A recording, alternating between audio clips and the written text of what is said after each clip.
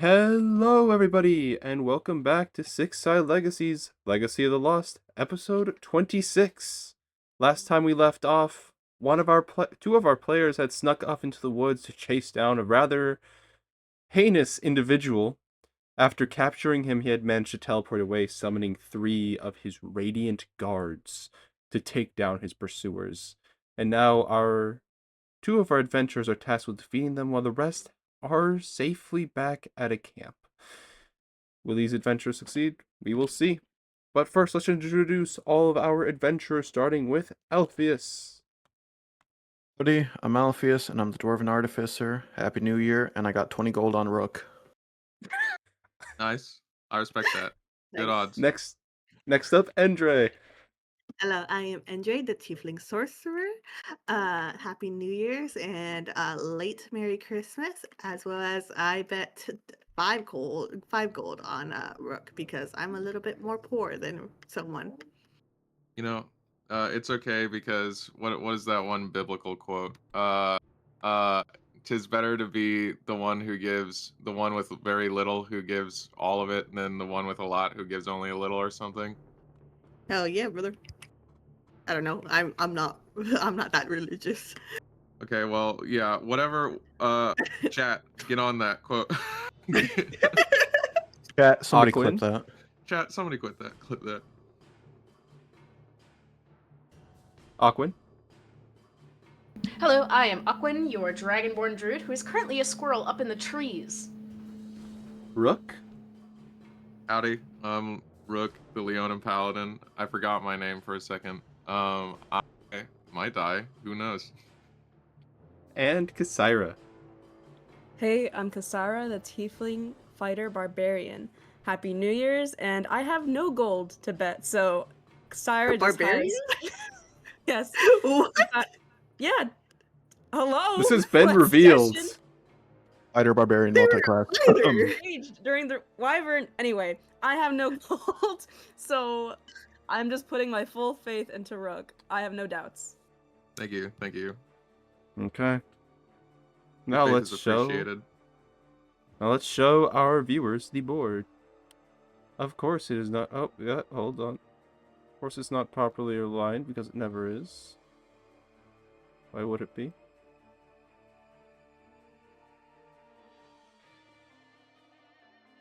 And I classify that as good enough.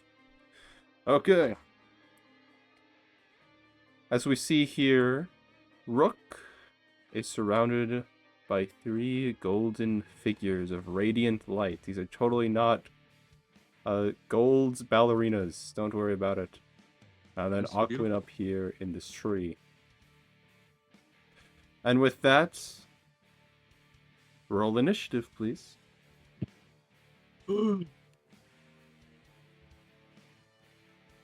feeling that one. What did I say? I got a 5. Okay. My die disappeared into the mist and never told me what I rolled. So, Clearly, it was an at 20. look, you want me to go scroll over and go look at it and see what it was? Jump in the void. I'm gonna jump in the void. If you would like to re-roll, you may. Yeah, give me a second. I need to pull up my sheet as well.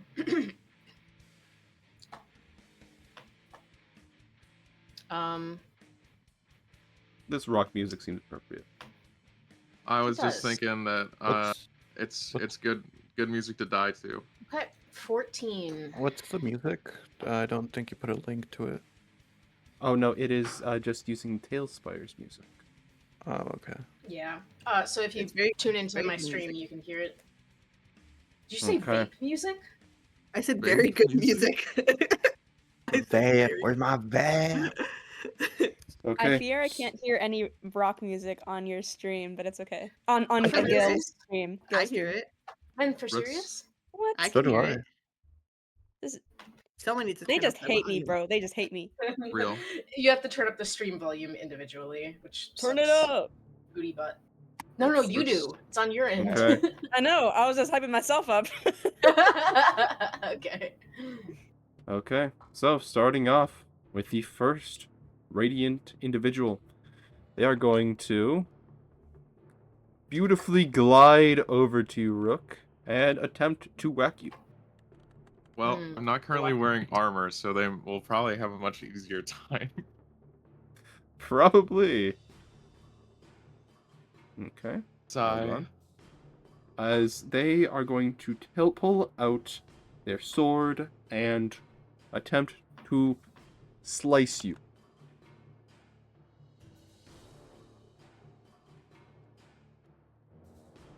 Then they are going to deal... Did you roll to hit? No, I did not. That is my bad. It hits. Yeah, Congratulations. I was like, you don't have any armor. Okay. So it's this, and then on top of that... My AC right now is 10. Okay. What? So you will be taking 18 damage, 5 of which is radiant. Okay, so I have the radiant. Actually, my bad. Sorry, all of it is radiant. Oh, okay, so then I take 9 damage. Sick. Okay. That's way better. Actually, I'm just gonna get my phone out and I'll do it on a calculator. Next up, Aquin, it is your turn. I do not have a squirrel stat block. Can you just tell me how much temp HP and what attacks I have, or what stat block I should use? Yeah, so, it's not a whole lot. Yeah, I imagine. You have 1 HP. You have 30 feet Okay. climb, 30 feet speed, and you have 1 attack, which is a +3 to hit, and deals 1 piercing damage. Gotcha. Okay. Very beneficial.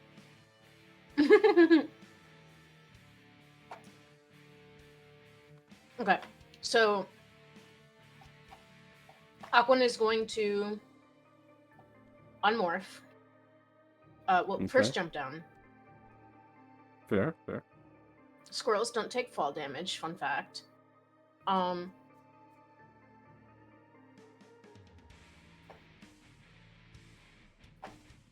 Hippity hop over here. Oh, that's not me. That's not me.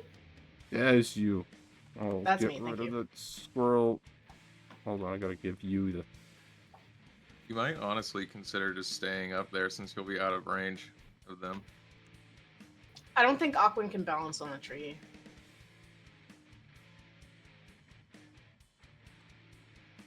Okay, so yes, you have come down. What would you like to do? Let's see. 5. Get partial cover here. And then Aquan is going to use the new staff skill. So this is a spell, correct? Yes, they will be making a will save based off whatever your DC is. Okay. I don't know if I fully understand it yet. If anything, I will be Um. helping you with this first combat with it. So Okay. basically, you just say, I'm going to cast the spell on this other person. Okay. So Aquan is going to mark the creature Rook is currently attacking This to heal Rook. Okay. Mhm. So it is going to make a will save. What is your will? What does it need to beat?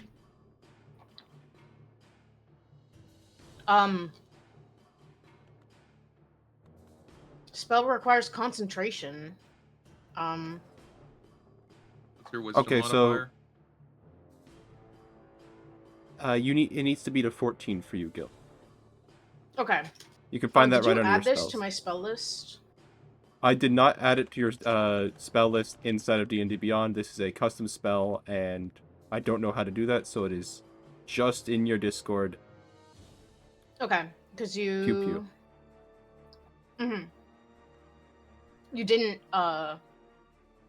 put a save So the thing? save is what all of your spell saves are, which is a DC of 14, with just like how your spell attack modifier is +6, and your plain up modifier is +3. Okay. Okay. You so, can find that in your spell section right at the top of your character sheet. Gotcha. Okay, so that means it has to be a 14, and this creature, because it does not have any mental fortitude, does not actually have a whole lot of wisdom, and will in fact fail. Okay. And so the spell is successfully cast. Thorns shoot up and wrap around its body. Okay. And okay. What level spell is this, or is this like a? This does not Cantrip? require a spell slot, or for the Okay. first one, it does not require a spell slot. However, everything after that is considered a first level spell. Wait. So right now it doesn't use a spell slot, but the next Yeah, time I use it, it will. Every time you long rest, the staff gains the ability to cast this spell once. Every time after that, it does require a spell slot, which is a first level spell slot, until you long rest again. Okay. And using the spell, is that the action, like the spell action? Yes, it is your action. Okay. Is that the end of your turn? No.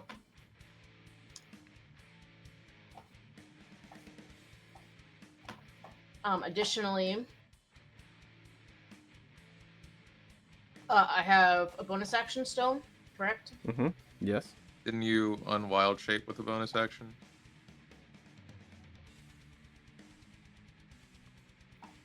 I forget. Do you use that as a free action or a bonus action, Hendrik? Wild shape. Hold on, let me just double check this. Where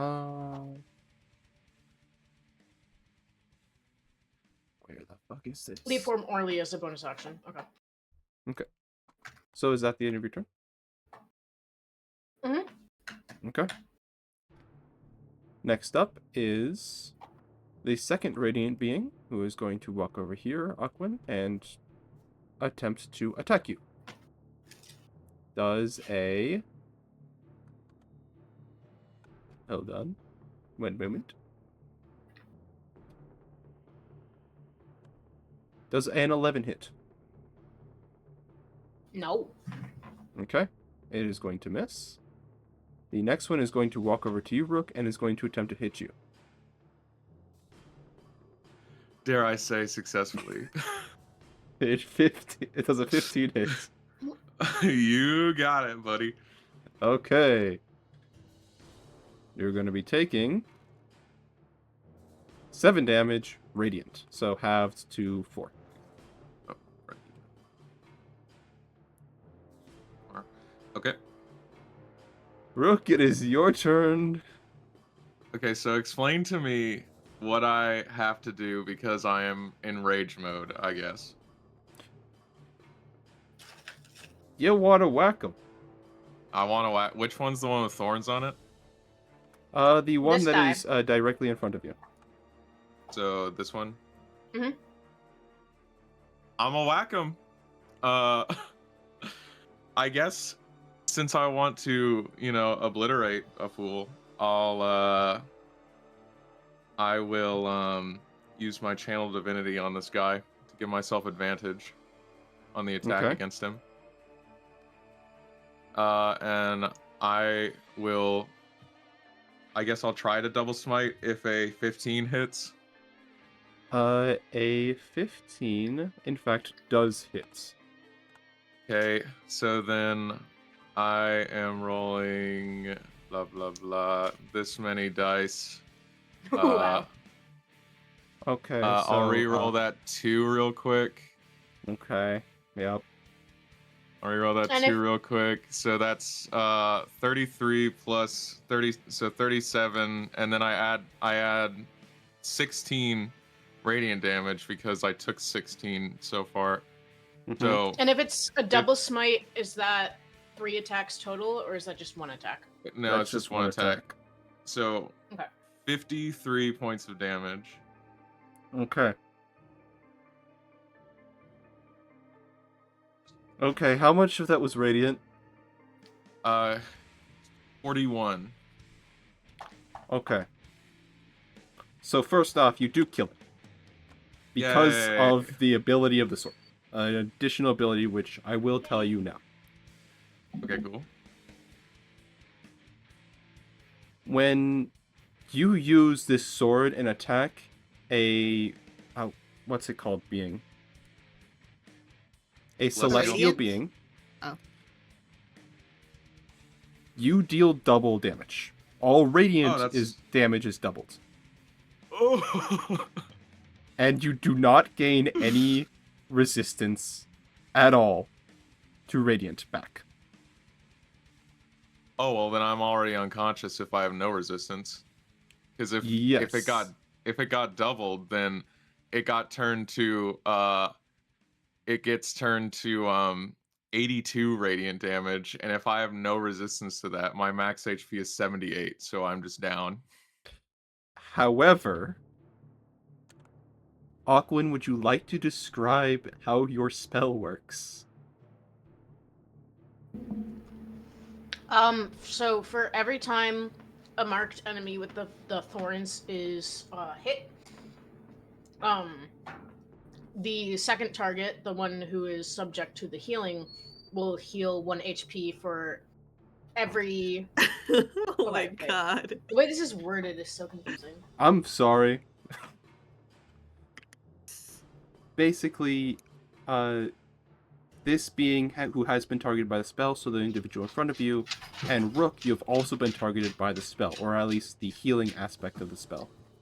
The being who you Okay. just hit and you did damage to will then sap the 1 point of health away from them and towards yourself. This means that the more attacks that hit the creature, the more healing that you will gain from it. So in fact, you are still on, I think it's 2 HP now, because of the additional effect in which every time you hit, you deal 1 additional damage. It is a complicated spell, and I understand that.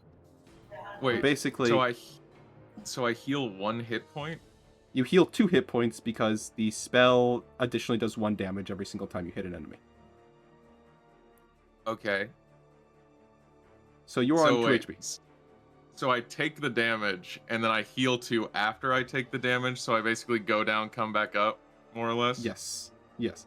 Okay, so now I must ask you, Hendrik, how I still have another attack this turn. How worried about self-preservation am I right now? Oh no. So here's the thing. You did just go down, so I'm going to say you are not ready to get a massive blowback, and the sword does not have complete control over all of your emotions yet. So I will ask you to make me a will save in order to Okay. go against the sword so you don't attack the next one. What do I have to beat?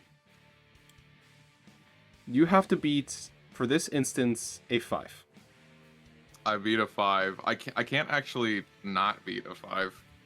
Yeah. Keep in mind, I will be upping this every single time you have to make such a roll from now on. Sure, that totally makes sense. So I guess Rook, in his ungodly anger that he is currently feeling, blood vessels popping in his eyes, dives for a second to his own shit as his veins burst apart with radiant energy, and then something just barely snaps back into place as he's like, shit, I'm going to die if I do that again. And he will, oh wait, any radiant damage, so I would deal a shit ton back to this thing. So man, but it's just gonna kill me if I don't hit it. I think we still gonna hit this other one. I just won't double smite. It's gonna fucking hurt, okay? Wait a second. Let me clarify something with you, You Hendrik. hit with something else? When you say I have no resistance at all, like, does that mean that I don't get the bonus resistance from the sword, or I just You don't get any bonus resistance. So do I still have my flat resistance to it? No. Like that I get from attuning to? Okay, so then I just dealt 80 something points of damage. I will literally insta kill myself if I hit this thing, so I can't. Meaning that It is dangerous to fucking hit something with this sword. With that is radiant. no, It will like. no. Literally right now, if I hit it, I have 81 points of radiant damage stored in my next attack. I will instantly die if I hit that attack based on the way that this works. So, can I hit it with my fist, or will the sword not let me do that? I will say your sword will not let you do that. Then I guess I stand here and Okay. end my turn. Aquin, it is your turn. Well, I honestly have no clue what to do because this spell will not really totally help him in this situation, regardless of who he attacks. Not to mention, even if I heal, his own power will just freaking like kill him anyway. So the hell is Primal Strike? Oh, never mind. Okay.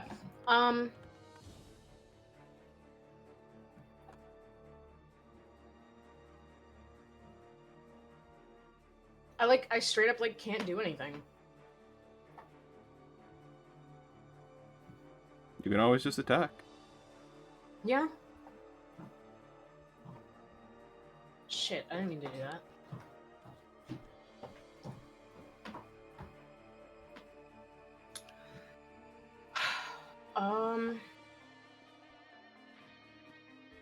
No, I genuinely don't freaking know what to do.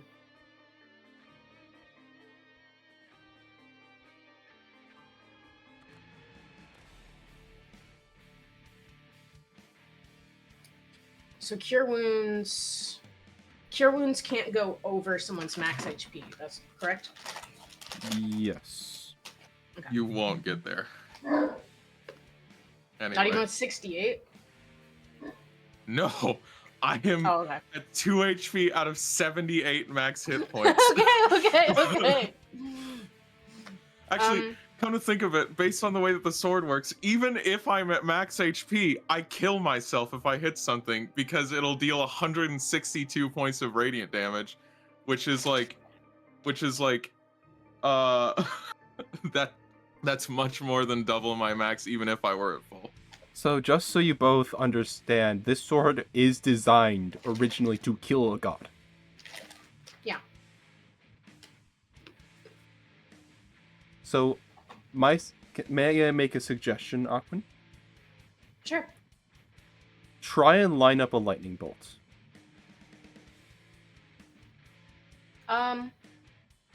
Sure. In that case, what is it? Lightning bolt is self 100 feet. Is there no? Oh, you don't roll. You don't roll to hit for lightning No, bolt. do they you? make a dexterity saving throw. Okay. And you can move around these creatures because Yeah. as long as you don't move outside the range, meaning you can probably get to the other side of this guy. True. The only issue is, it's 5 feet. 5 feet. 5 feet should be fine, right? Yeah.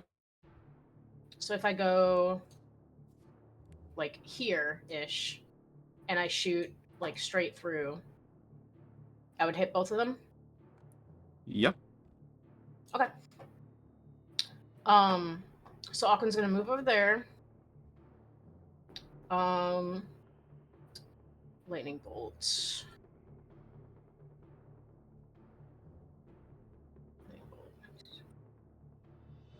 Ooh. Cast lightning bolt. Which is 8d6. Do you want me to use these dice? 2, 3, 4, 5, 6, 7, 8.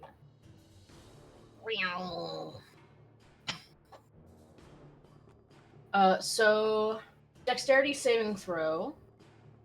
29 or half as much. Over Dex 14. Okay. So both of them are going to roll. And both are going to fail. Cool.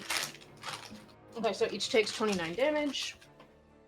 As you blast both of them, their bodies start to kind of spark, but they do not seem to be out for the count just yet. Mhm. Is there anything else you'd like to do with your turn? Let's see.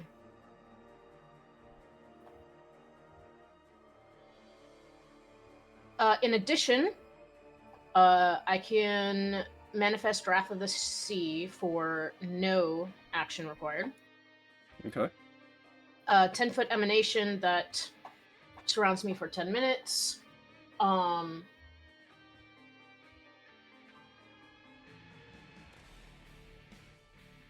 see. Then la la la.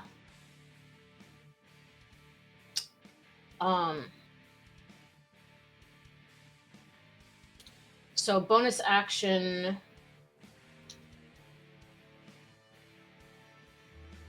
Constitution save.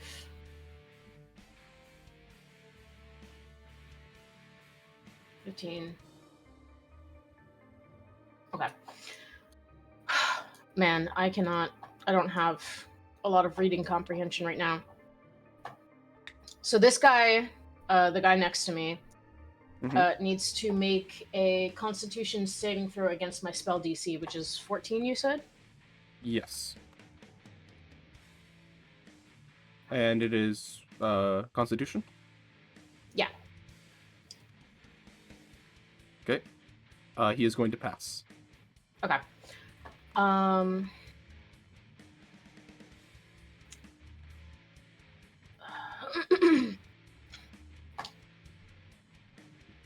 The target must succeed its Constitution against your spell save DC or take roll damage.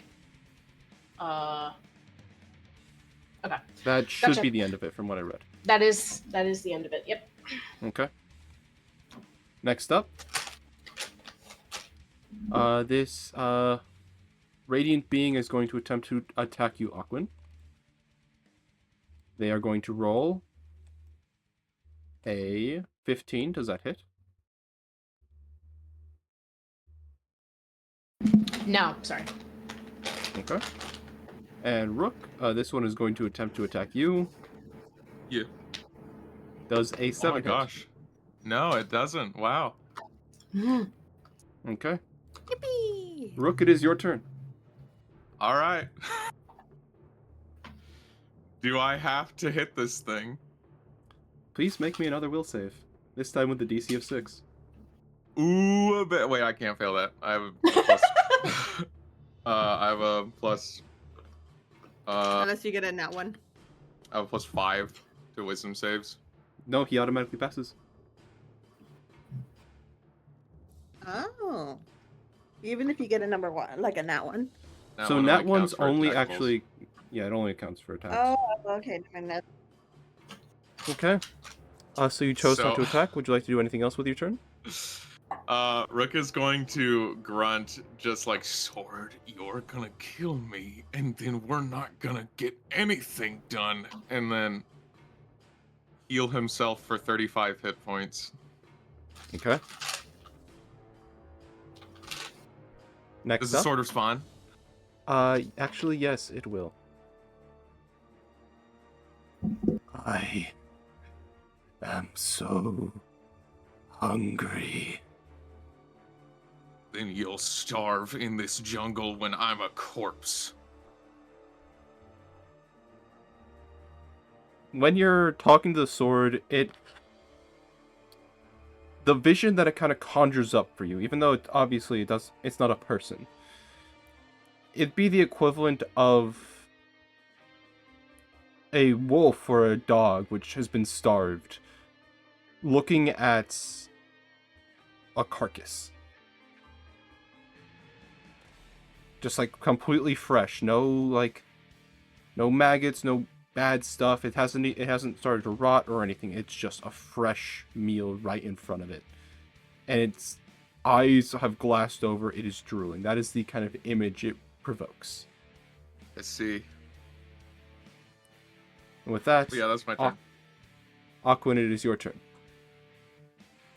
What about that other guy? That other guy didn't move. Okay. Yeah, both of them moved. Oh, okay.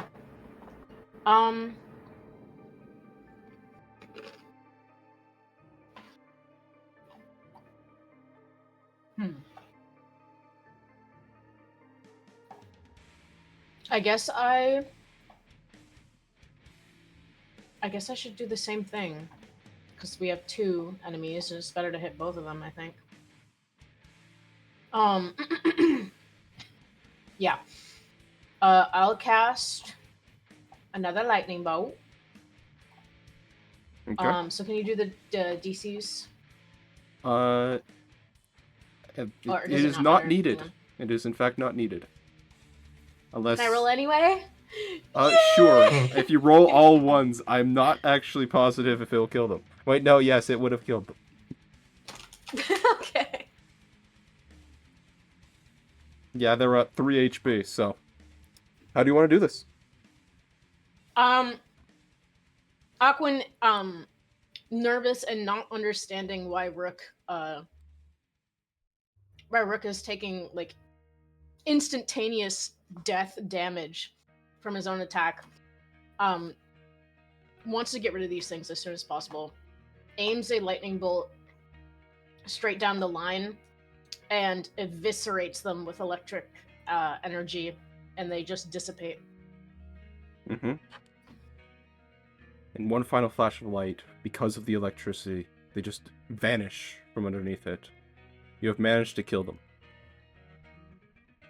That is the end of combat. I will be going back to the other screen if you guys would like to leave Tailspire. Okay. What do I have to do now that combat's over? The sword now, at this point, is not telling you to... You have to kill the Radiant Beings, for there is no Radiant Beings around. Yeah. So, is it sated then? Like, have I done what it wanted effectively? Yes, although it would have liked you to do more. Okay, well maybe it should have thought of that when it was trying to kill me. Is the one corpse of the one that I killed still there? No, it has vanished as well. Okay, then Rook at half health right now, having regained control from the sword, uh sits there in thought for just a moment. Um and then I can talk to the sword in my head, right?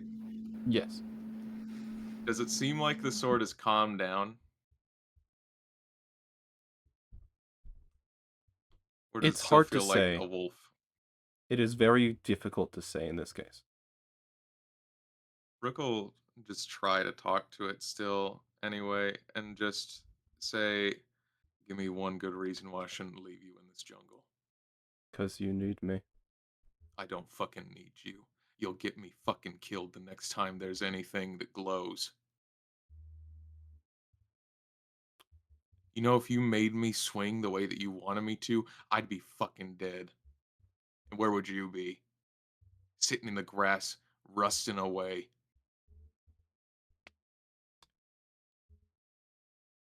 Do you know why you need me? Why? That thing you're after. Or not even that thing, the thing that governs you. The thing that bends to your every whim. But you are always begging for help. You wanna know what he can be killed by? What moon? You fought these 5 people, or at least have been searching for them for how long now? Years. And what do they have? What do they have in their arsenal to fight? You've met 2. What did both of them have? One of them had monsters, and another one had some sort of divine bow. those creatures aren't normal celestials. I would know.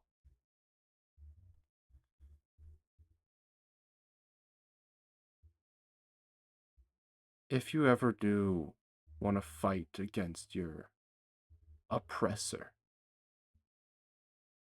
I'm the only one who can help. And against So those constructs, those falsehoods that your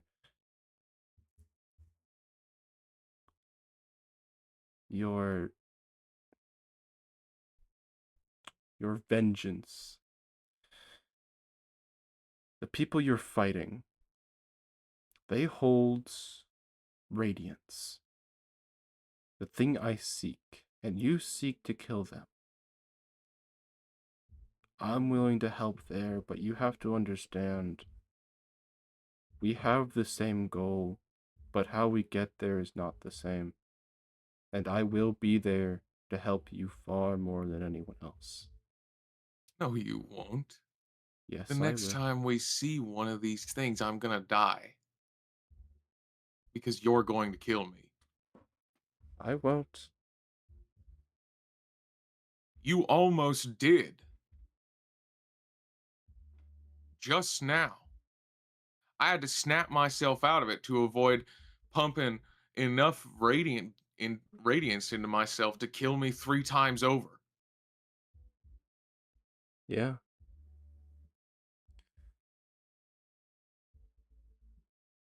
I don't get shit done if I'm fucking dead, Noon.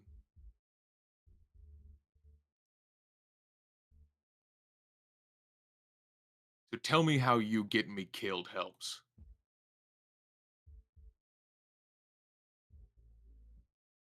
It's going to stop talking. You know what, Noon? I think you're just scared that I'm gonna leave you in this jungle. And so you're trying to sweet talk me, telling me that you're the only real assistant that I'll ever have. But I won't leave you in this jungle, Noon. Because then somebody else would come along and get you. So when we get back to camp, if you can't give me a halfway decent reason to keep you around other than just you'll help me kill divine things, you're going in the bag of holding and you're never coming back out. Take some time to think about that. And then Rook turns to Aquin, who I assume has just been kind of standing there as Rook has been aggravatedly having a conversation in his head. Alcuin kind of And rushed over to Rook's side the moment they had the chance. But seeing Rook's anger just really didn't have the courage to interject. Rook looks over to Aquin with a look that truly conveys I'm trying not to be angry at you um because you haven't done anything, but I'm so mad right now that's a little bit hard for me. And says, "Thank you for helping me, Aquin. Really appreciate it." Of course, if there's any way I can help, just let me know. Thank you. Right now, I am very hurt. Albert got away, and the sword was trying to get me killed, and has effectively told me that without it, I can't accomplish my goals. So I would like to go back to the group and take a little bit of time to think, if that's all right with you. Of course, I'll see which way we need to go then. Thank you. And so,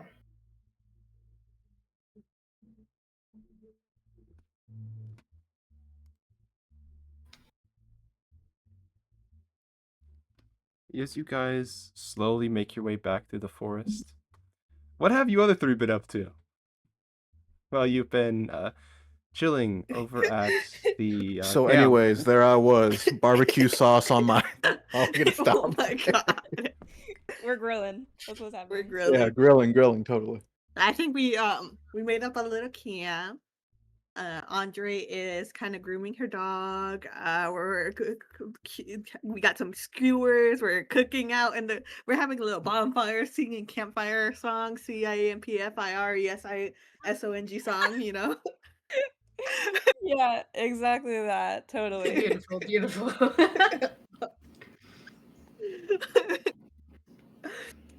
um. Yeah, I mean, like, sorry, that was Yeah, just the I quickest mean, transition over to us. You yeah, must- Alpheus is on the grill. Andre's grooming her dog, singing to her dog, singing to everyone.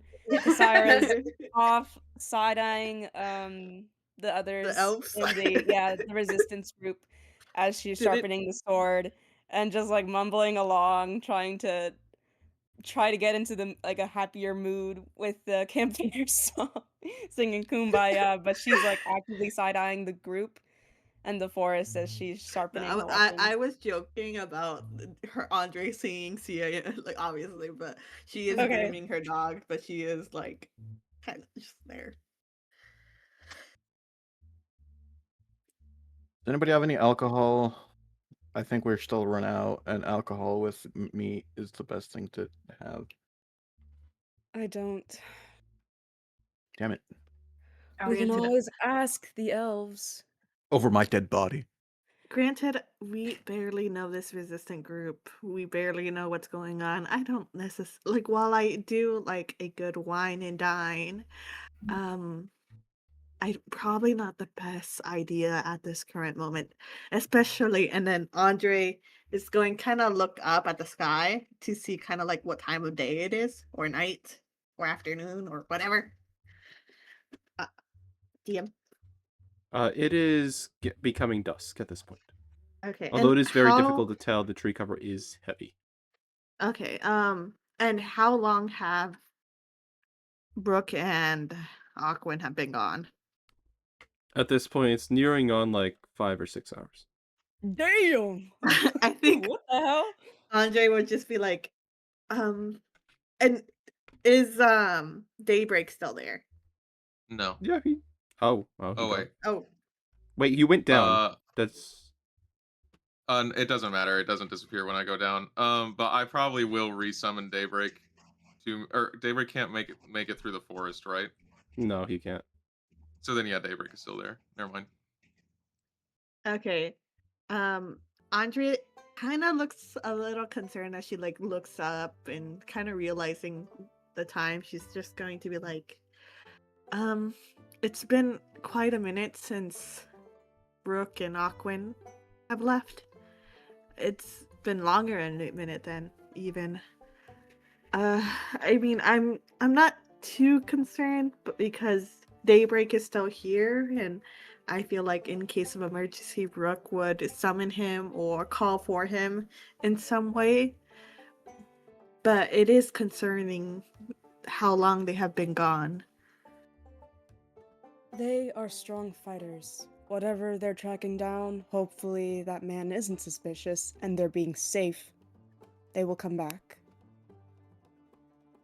And as Kasira says this, she does sound very just sure of herself, but there is a slight like switch in her gaze as her locked contact on the elves briefly scans over the forest and the jungle, and then it falters before switching back to focus on the elves, then look down at her sword.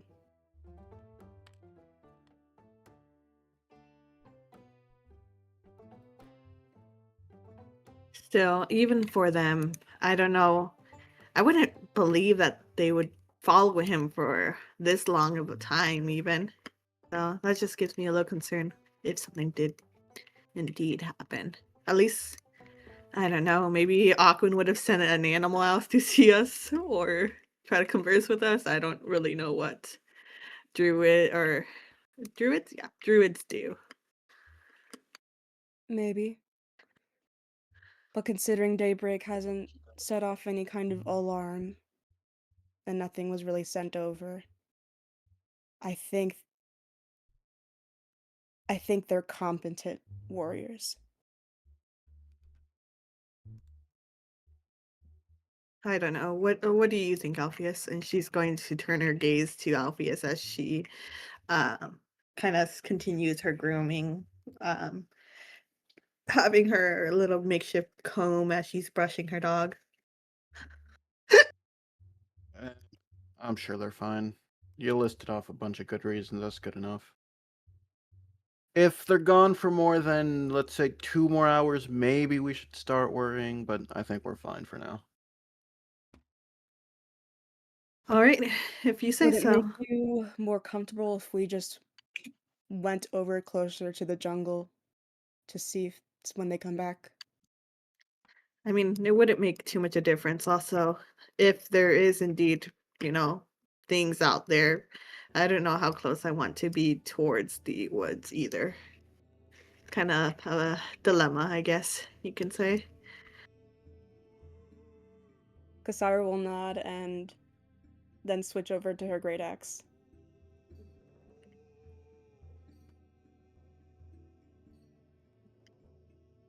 At this point, you see Rook and Aquin walking through the edge of the forest next to you. Rook, would Aquan have gotten him back up to full HP while they were walking? I would assume so. Let me just double check. Blah, blah, blah, blah.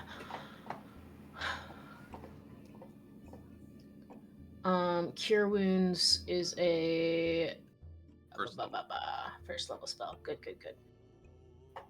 So yeah, she would have used at least 2 on the first level, and then maybe 1 second level. Then he's probably looking pretty good. Looking pretty fine as he walks in.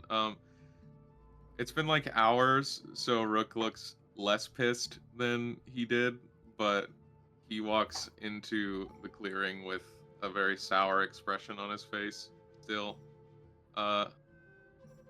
walks up to the group. Has Noon said anything else to me, Hendrik? No, he hasn't.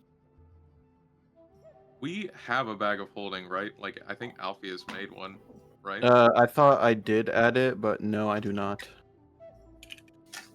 I double checked it. I thought So I did. for some- I rolled the healing just for fun. It came out to exactly 50. Oh, then yeah, I'm good. 'Cause Nice. I gave myself Good job. 35. So then we're all good.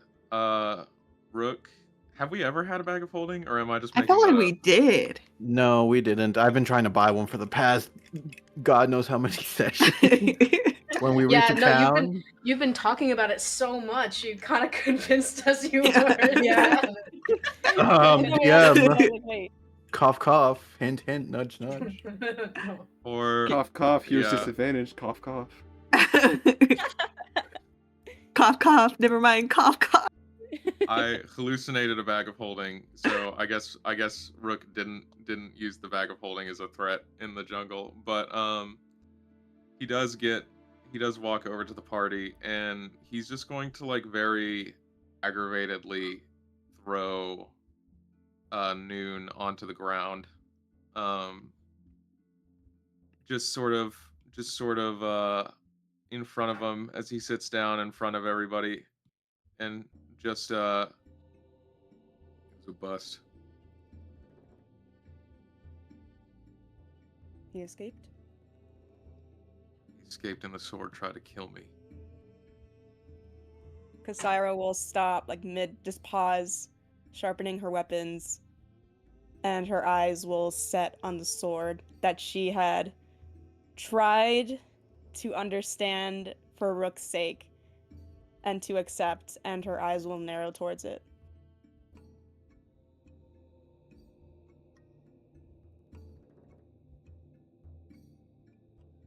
Guy that So we were what? chasing. Do we ahead. get rid of it? Can't get rid of it because then somebody else would just pick it up. To be honest, the sword I confronted it, and it threatened me effectively, telling me that the only way that I could get to my goals was if I used it because it was the only thing that could really support me. But the fact of the matter is that even if I'm fighting Celestials, which is what it implied, that's the thing that apparently, whenever a Celestial's in the area, the thing turns off any sort of resistance I have to its own power, and I end up hitting myself with the full force of every attack that I swing. He got it to a point where if I had swung again, I would have probably turned myself to nothing more than dust. That's awful. I didn't understand what happened when you just suddenly fell after hitting it, but if it's caused by the sword, then I don't know if I don't know what we should do with it. Do you think it's even safe for you to even hold at this point? Honestly, don't know because the sword's right. The person that we were chasing turned out to be Albert. So the numbers apparently use some sort of facsimile of divine energy or something. And I mean, if we run into one again and another celestial appears, then I'm probably dead. I would be dead if Aquan didn't kill the things before I got the chance to swing at them.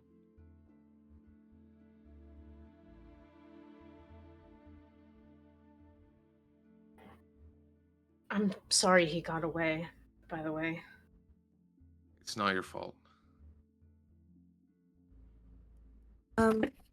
Brooke, I don't know. Would you want one of us to hold it, perhaps? And in the case of emergency, we give it to you?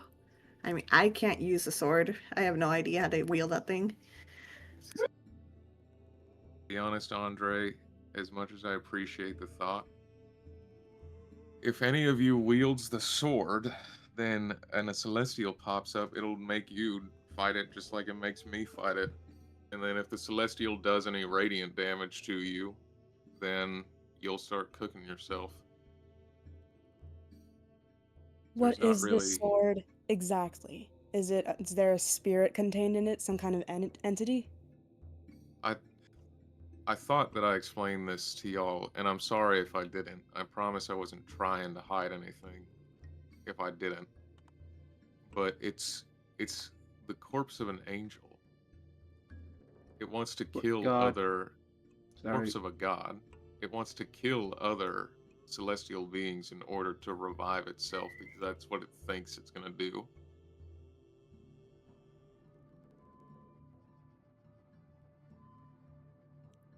Kasara will let out a sigh and look down at her great axe and say, I was going to recommend we just give it an exorcism or something at some temple, but if it's a god, I don't know what to do with that.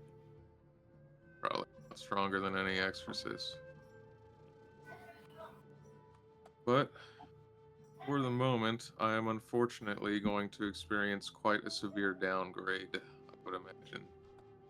Because I can't wield it.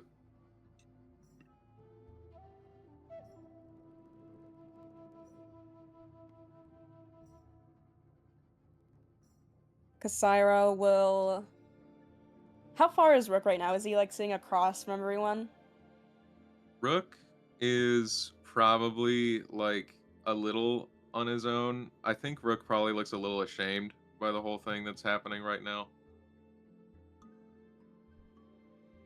Kasira will stand up and grab her long sword and step over the sword that was thrown to the ground and hand it over to Rook.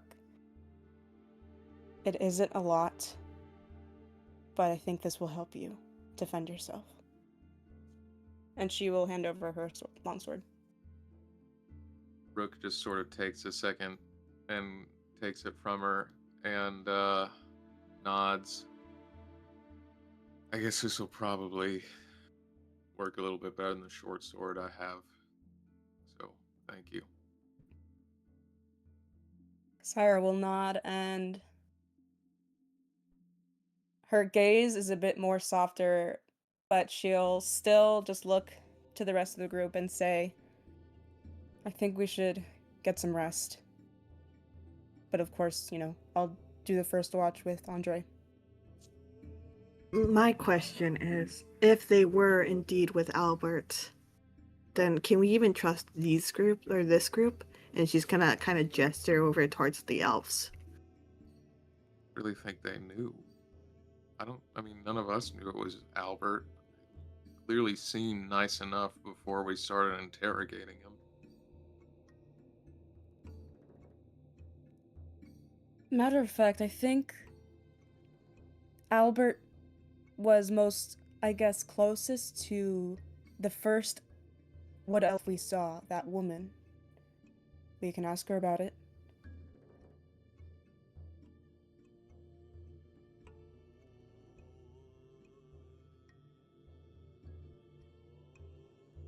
So are you guys going to go up to her and ask her about what she knows about Mr. Albert?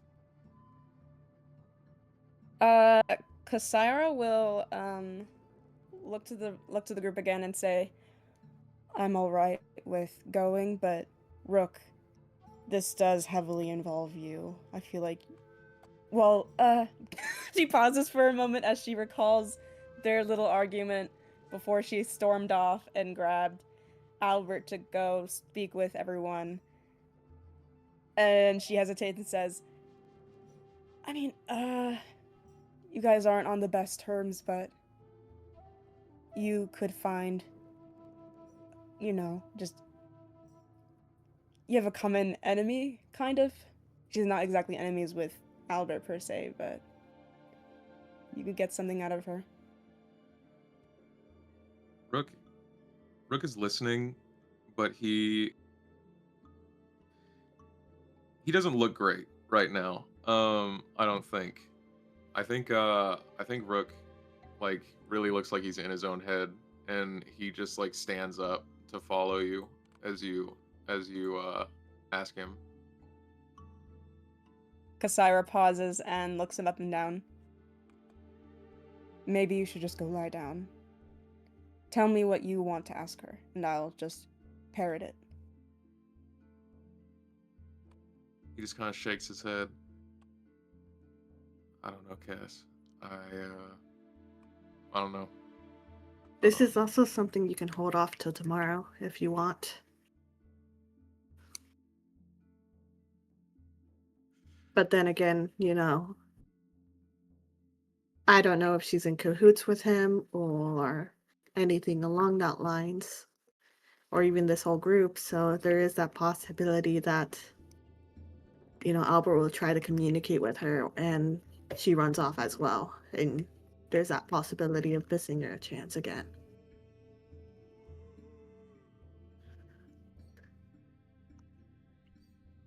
Real quick before I respond to that, Hendrik, how soon? Pretty much immediately. Yeah, so Rook starts sweating, and looks nauseous, and nauseous and in his own head. He's just not having a good time at all. He puts a hand up to his head. I don't know. I'm sorry.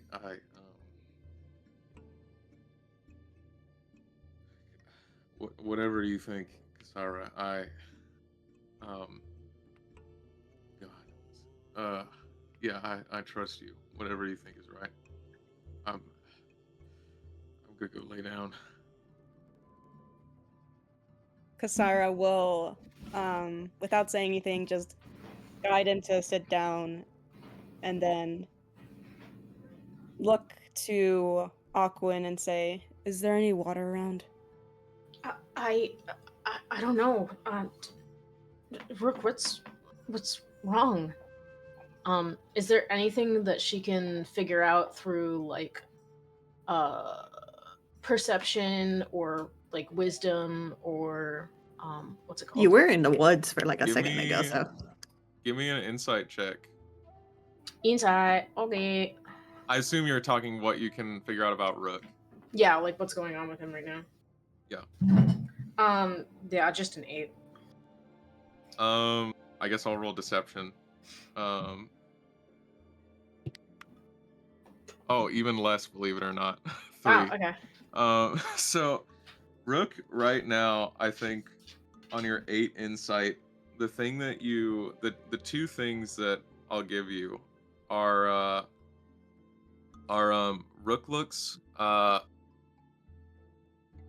the way that like a helpless dog looks when it's been beat. Of just like he looks like he's accepting his fate almost a little bit. And then he also genuinely looks like he is going through withdrawal symptoms is the other thing.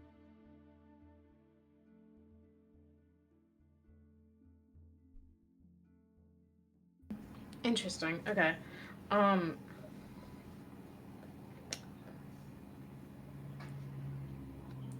I guess Aquin kind of like glances at the sword, wondering if it still has some lingering effect on him after he dropped it. And turns back to Kasira and says, "You watch that thing. I'll go get some water." And she scurries off. All right. Kasira will look to Andre and Alpheus to also keep an eye on Rook as she looks over her shoulder to glare down at the sword. Is there any kind of like aura around it? Is it glimmering at all, or is it just laying there? It's just laying there.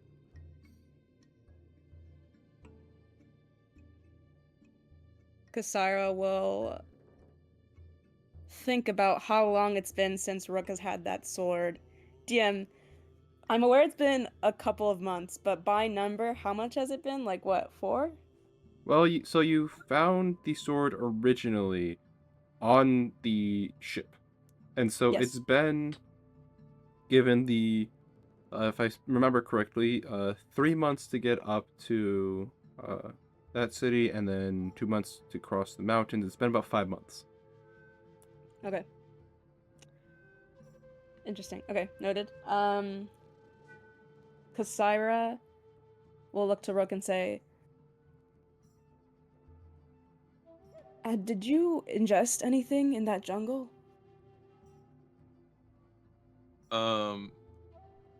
Rook is like on the ground, just sort of like laying on his side, and he just shrugs a little bit and says, "You know, I'm gonna have to get something to eat. We were out there for like 12 hours. I don't think anything too crazy. I feel cold." Get him close by the fire. She'll instruct to Andre and Alpheus. Aren't you the strongest one here? Wouldn't you want to do that? Kasira will glare at Alpheus. I love that. I love that so much. He really said, "Fuck you, bitch." I mean, okay, but Alpheus is like what, like 5'4" or something like that. And I don't and fucking know.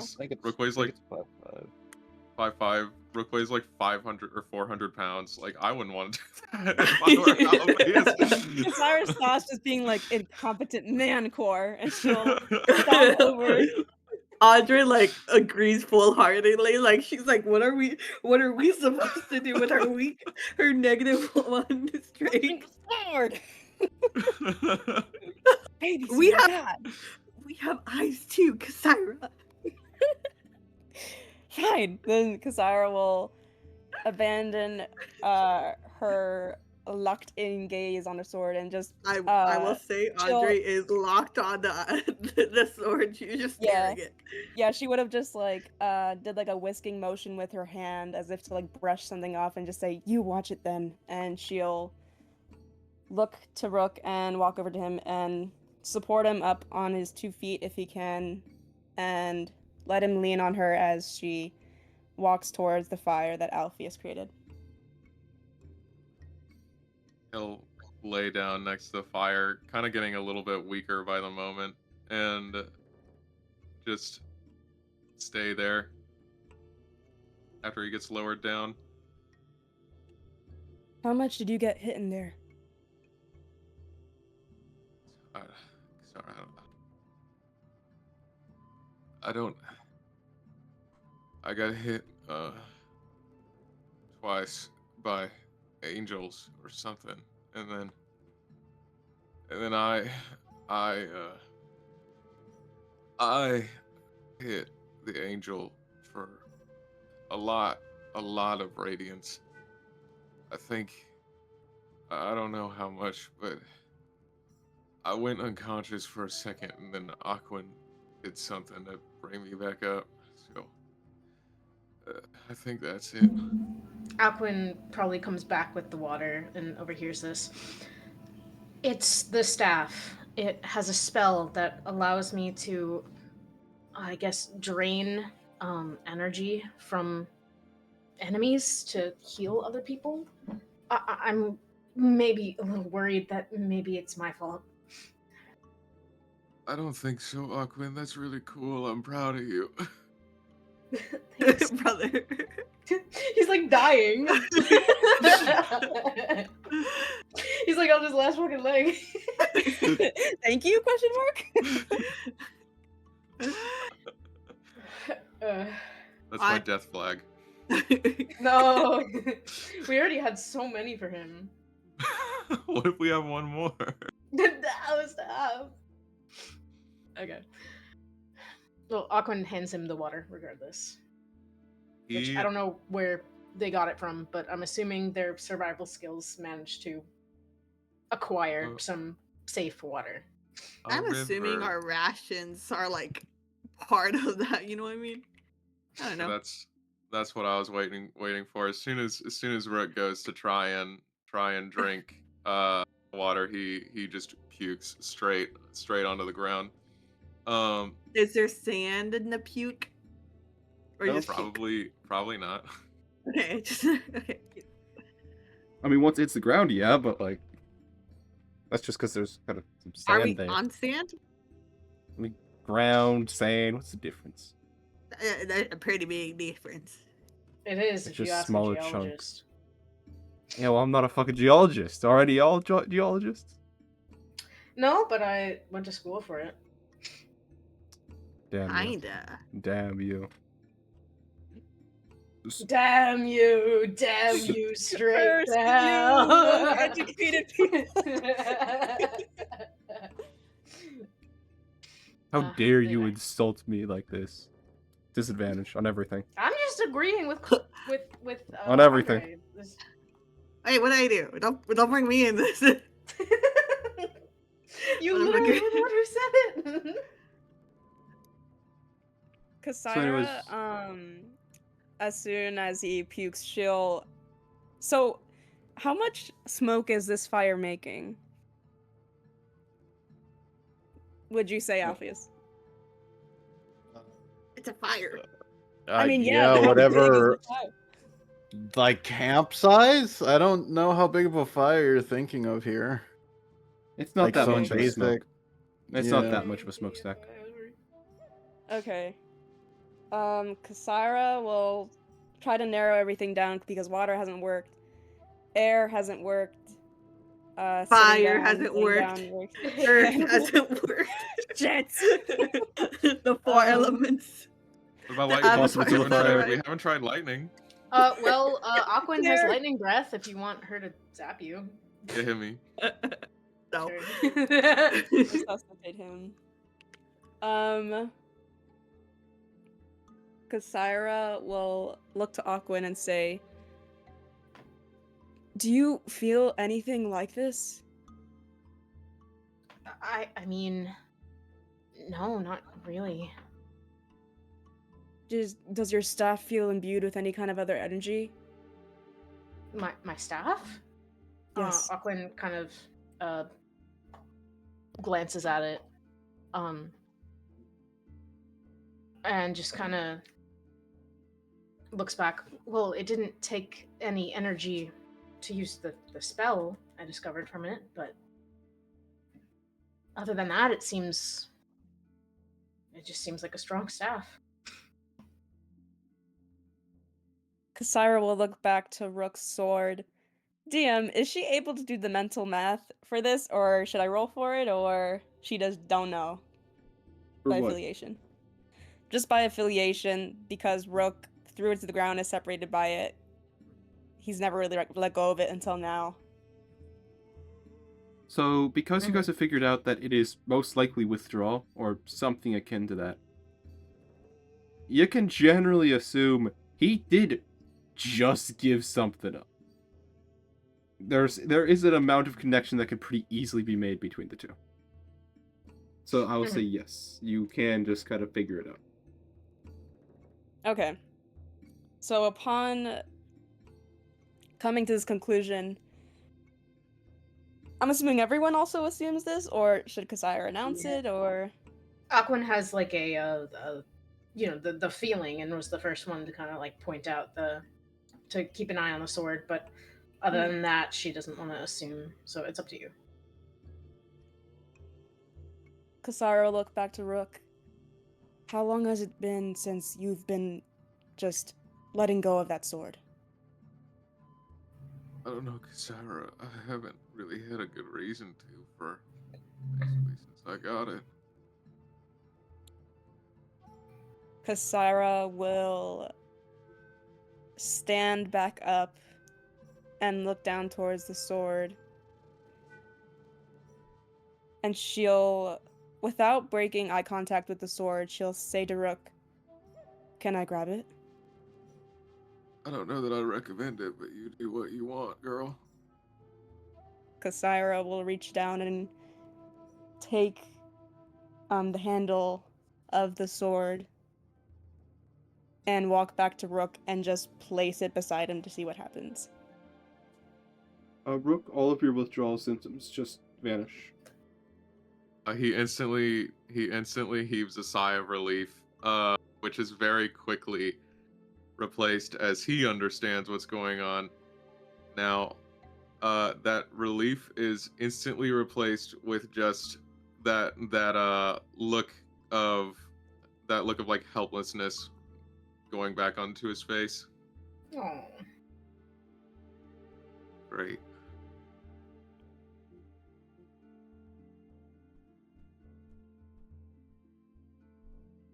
I guess I'm fine now.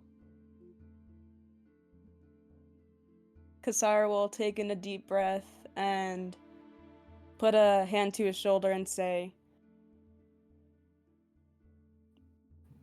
"It's not your fault. We didn't know this would happen."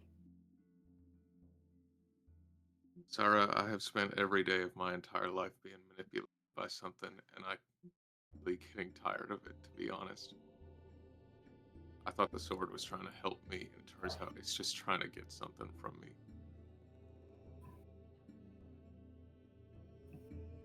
I'm tired.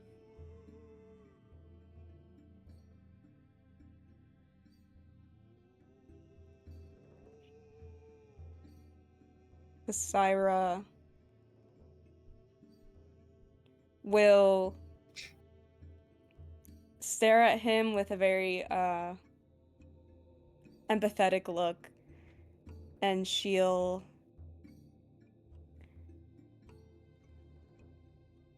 pull him into a hug. He'll return the hug. He's just kind of like shaking a little bit as she hugs him. He's just like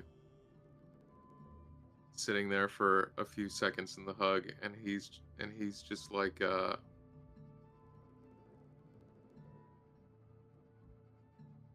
scared. I'm scared. I don't know what to do.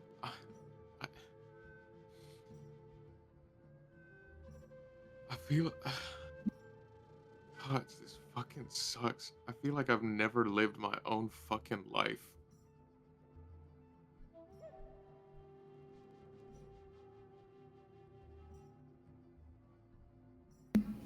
You've never had the opportunity to. I guess I really haven't. But you'll be able to live your own life. Just trust in time.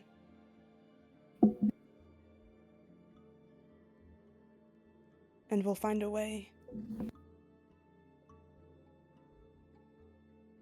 Kind of sucks his cheeks in a little bit. We'll see, I guess. I don't know. I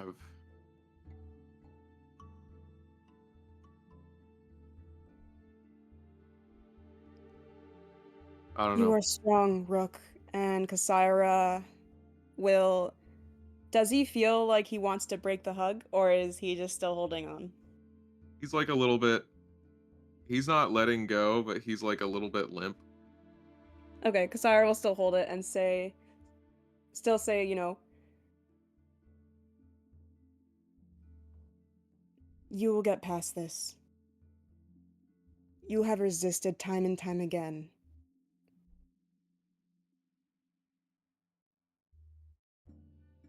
I'm tired of resisting.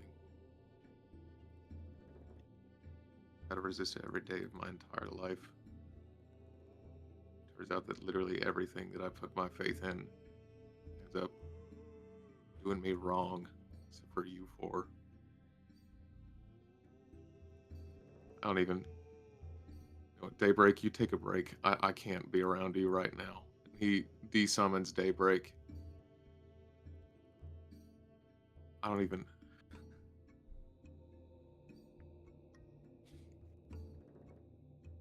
There What will if be all a of this is? time. Go ahead. What if all of this is just for nothing, right? I mean, what if I get to the end of this and I kill all the people that I have to kill and then nothing? And the Sandman fucks me over like he probably will.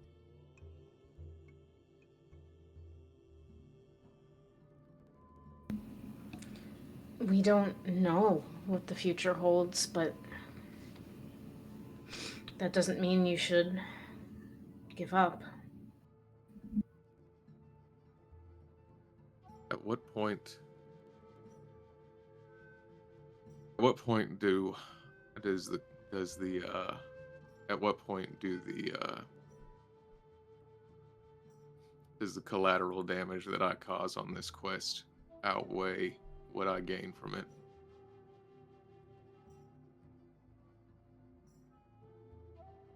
You all have promised to help me to do this so that I can get my friends back and because you care about me. But I have to kill people. And I've been avoiding it for the past couple of months. Mostly just by trying to slide by with a bird or a bandit or something. But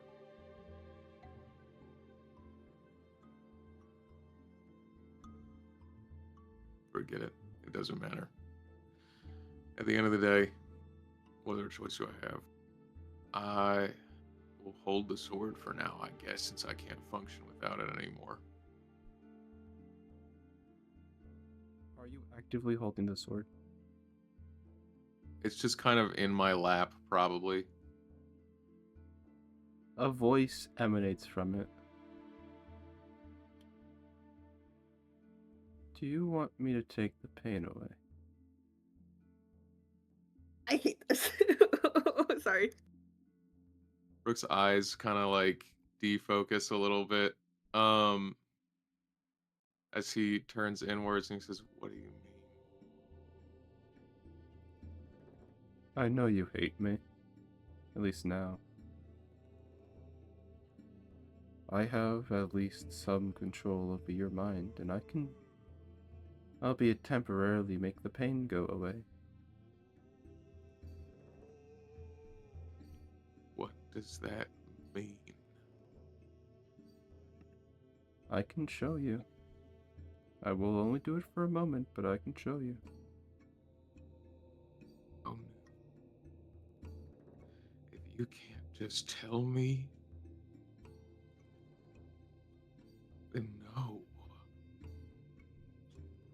Sorry, can you I say that again? should- You were a bit quiet. I said, if you can't just tell me, then no. As I said, I make the pain go away. And you're not telling me how, Noon. Turning off the bad parts of your brain. What? There's no way to better describe it. It's quite literally just makes it go away. Doesn't work forever. Makes the bad go away.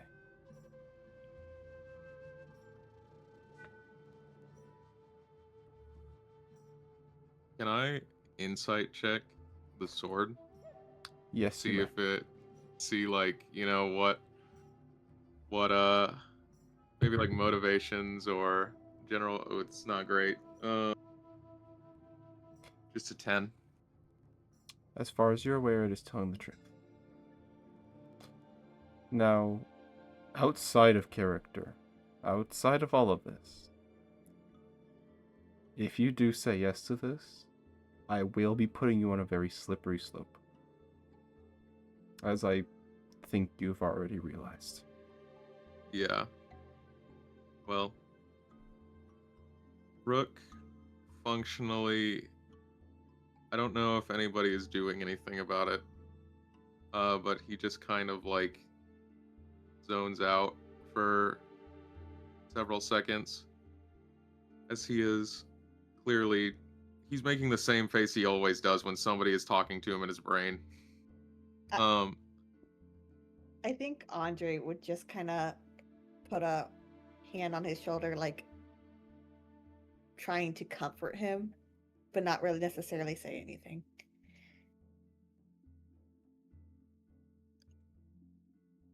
Noon.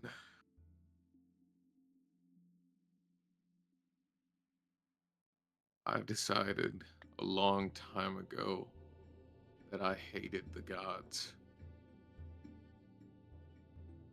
And then I met one that kind of sort of helped, but truthfully, the help felt more like toying with us or amusing himself than anything else. So I decided that maybe I was still right. Then we found you, and you claim to be a dead god. And then you seemed so nice and so helpful that I thought maybe, just maybe, there was something decent about you. I think I've been right this whole time that nothing good ever comes from the divine. So I need you to fuck off and leave me alone. I won't let you kill me to get your goals. And I'm tired of being manipulated. And who would you kill? Who would I kill? You heard me. Who would you kill? What are you even talking about? At this point, the sword is going to go fully quiet. It is not listening to you at this moment.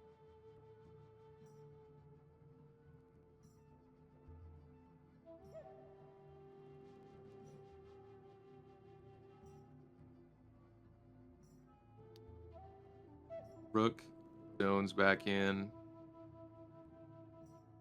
and he just looks very distantly.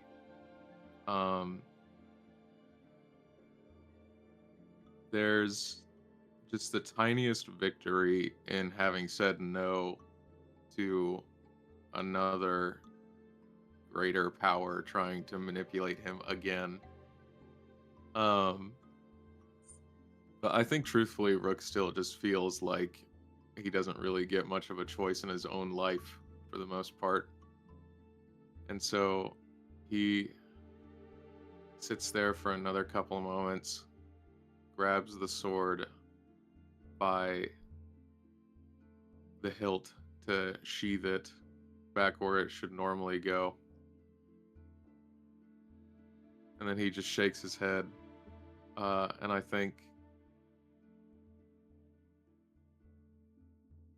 don't think he knows what to do right now, but he stands up and just kind of walks away.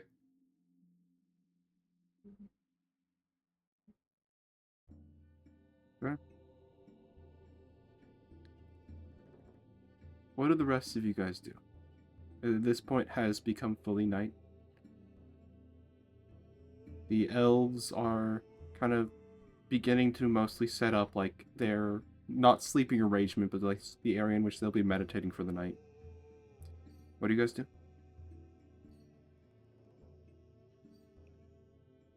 Pretty sure Alpheus, Cassira, and Andre would have set up stuff for camp already. Yeah. So I guess Alpheus would just be like, "Hey, I'll take the early shift, so like wake me up last," and probably just head to bed. Cassara will nod towards him and look to Aquin and Andre.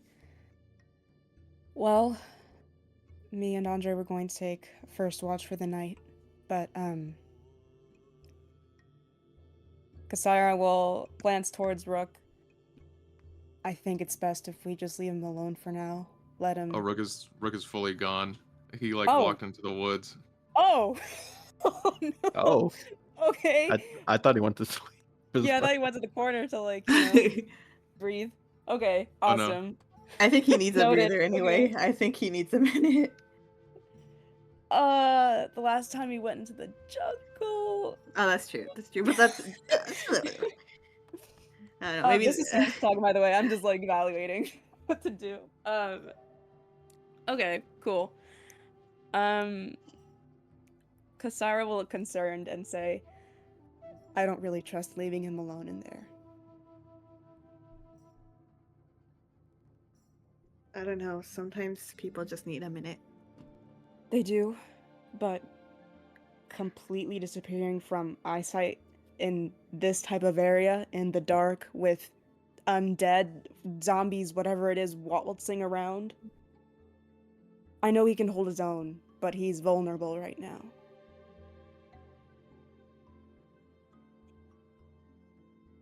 I don't know. I'm not saying we disturb whatever he's got going on. We just linger. We don't have to announce our presence, or just a presence if one of us goes alone.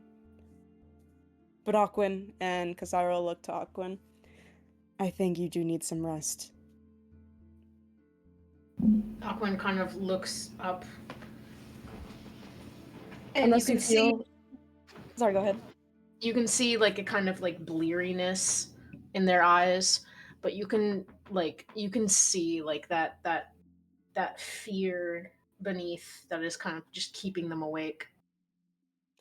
Unless you feel that it's necessary that you should be the one to go.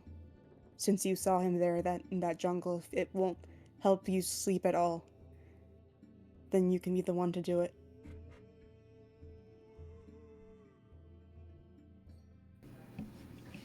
Aquin doesn't really respond. They kind of like open their mouth to say something, and they're just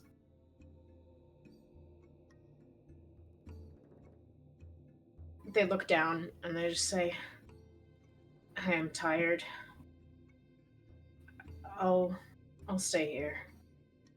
Okay.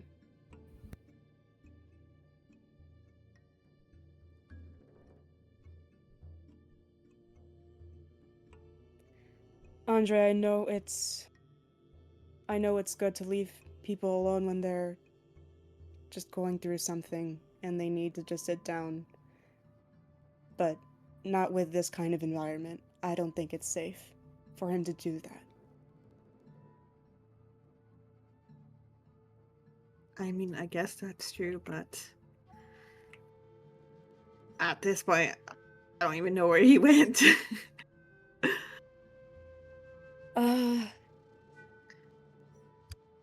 sure he's not far.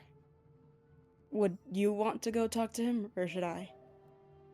I mean, I don't even know what to say to him. but I could try.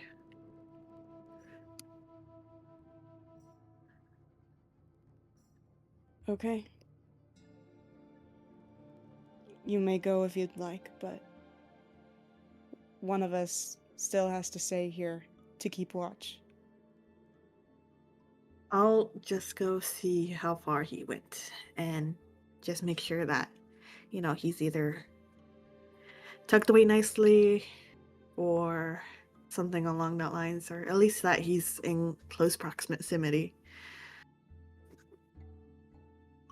If there's something very wrong, then call for us. Okay? I mean, if something goes awry, then I'll try to, hmm, I don't know, misty step away or something along that lines. Maybe fetch my dog, but Yeah, I think taking by Blaze with you would be best. And then Andre will just nod and kind of like click her tongue towards Blaze for him to follow her and kind of go in the general direction that Rook went.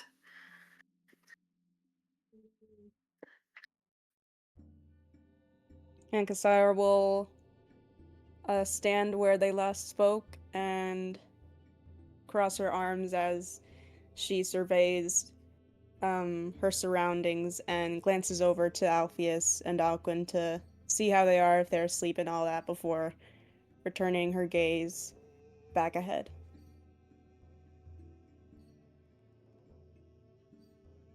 Okay.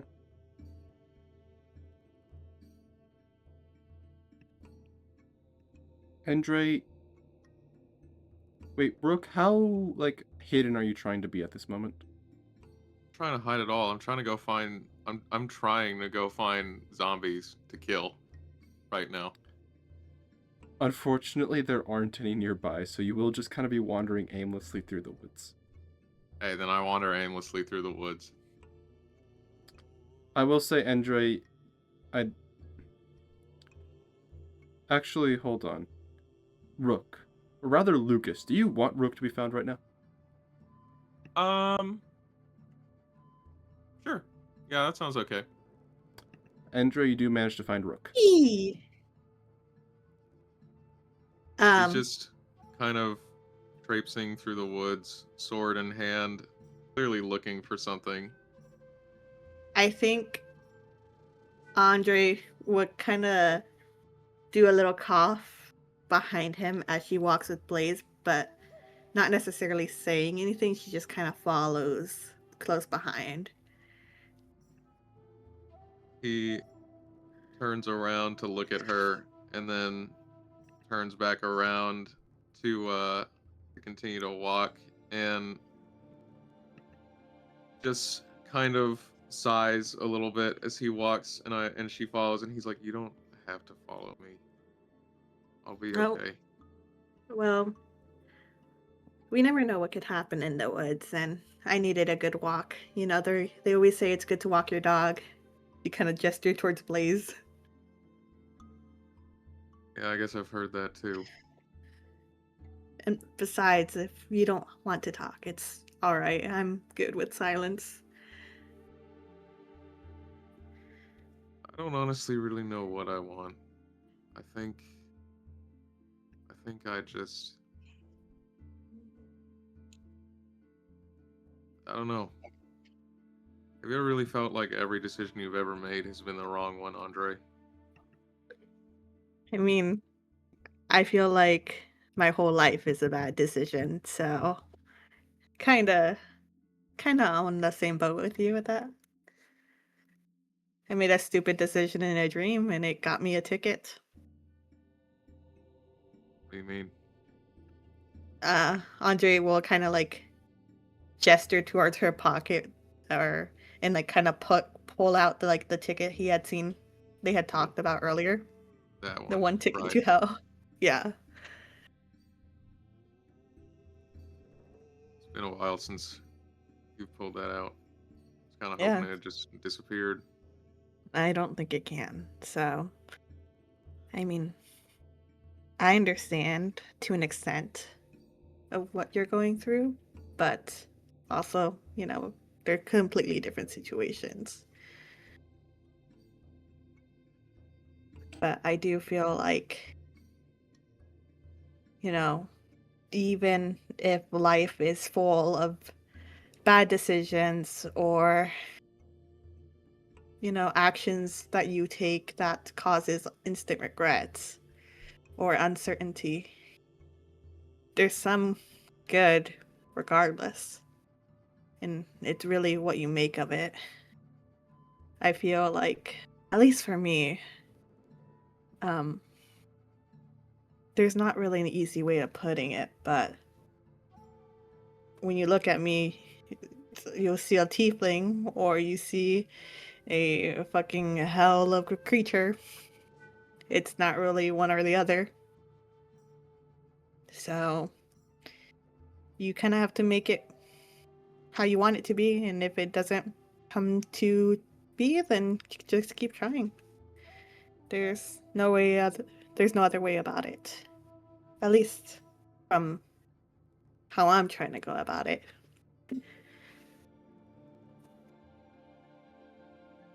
Yeah. I mean, I think I understand what you mean. But when we caught up to Albert, he told me that I should have just died in that desert. And I'd be lying if I said that I haven't really thought about if that would have just been easier. Would it, in that sense? I would have been dead for almost 6 years now, I guess. So I guess it just depends on your definition of easier.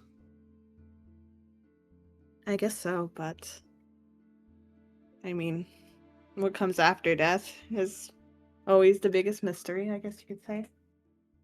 And not always is it going to result in the ending that we want. Yeah. What do you How think? if yeah, What do you think? I mean, in this hypothetical, my friends died almost 6 years ago. Where do you think they ended up? that's hard to say. With the amount of gods and realms that there exist, they could be anywhere really. And it could be somewhere that's peaceful and calm. And they could just be not somewhere not. We don't really know. It's not necessarily better to think of a positive in this situation, but I mean, I hope to the gods that my mother is somewhere safe, but a huge part of me doubts it. I don't think we necessarily have a choice on where we go.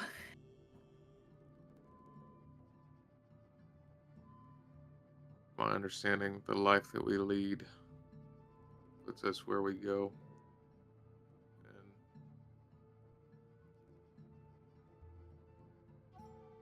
I've been fighting for years with the assumption that my friends would want to come back to life. I think you saying that they might be somewhere chaotic kind of almost makes me feel like, yeah, they may very well want to come back. But that also brings up the question is, if they do come back, how will they come back?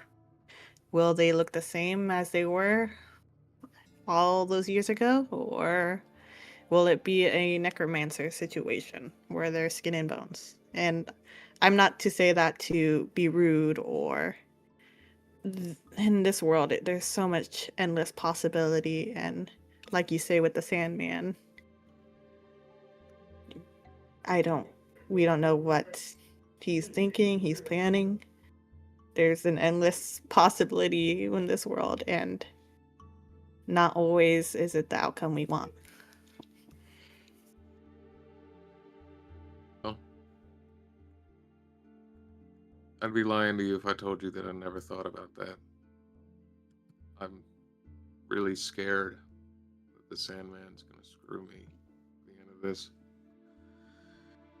But I feel like I can't really afford to think about it because what other option do I really have to get everything that I lost back? I guess that's true. But do you mind if I weigh my 2 cents regarding your sword? Rook looks right now like he is so lost in indecision. Um, and I think it looks like he's fishing for opinions. So he just kind of nods. I know. I mean, I've been in the underground and seen people go through withdrawal and things along that lines. But the sword will do you more harm than good, in my opinion. I think the more that dependency, the lack of control you will have. And I know you said that you felt like you had no choice in your life, that all decisions were being made for you, or that you not necessarily had a choice or anything along that lines. But if you choose to go through withdrawal, um, then it's only going to last however so. It might last a week, it may last months, but eventually you will recover. And it will suck, but that's something you can at least control in your life, is whether or not you use it. And if you use it, you won't necessarily have control in general. You won't have full control. I think it's smarter being able to wield your weapon the best you can and in full control rather than having no control and lying in a pit or lying in a field of your blood.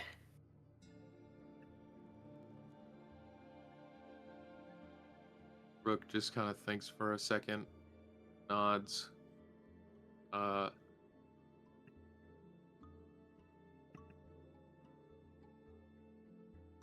can I ask you for your opinions on a couple things? Sure.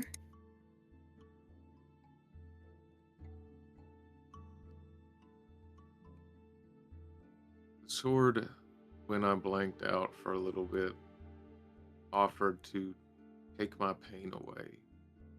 Couldn't really give a great explanation other than just turning my brain off, the bad parts of my brain, rather. I told it to fuck off because I wasn't gonna let it kill me to get what it wanted. Um, it asked me who. It asked me who would I kill, and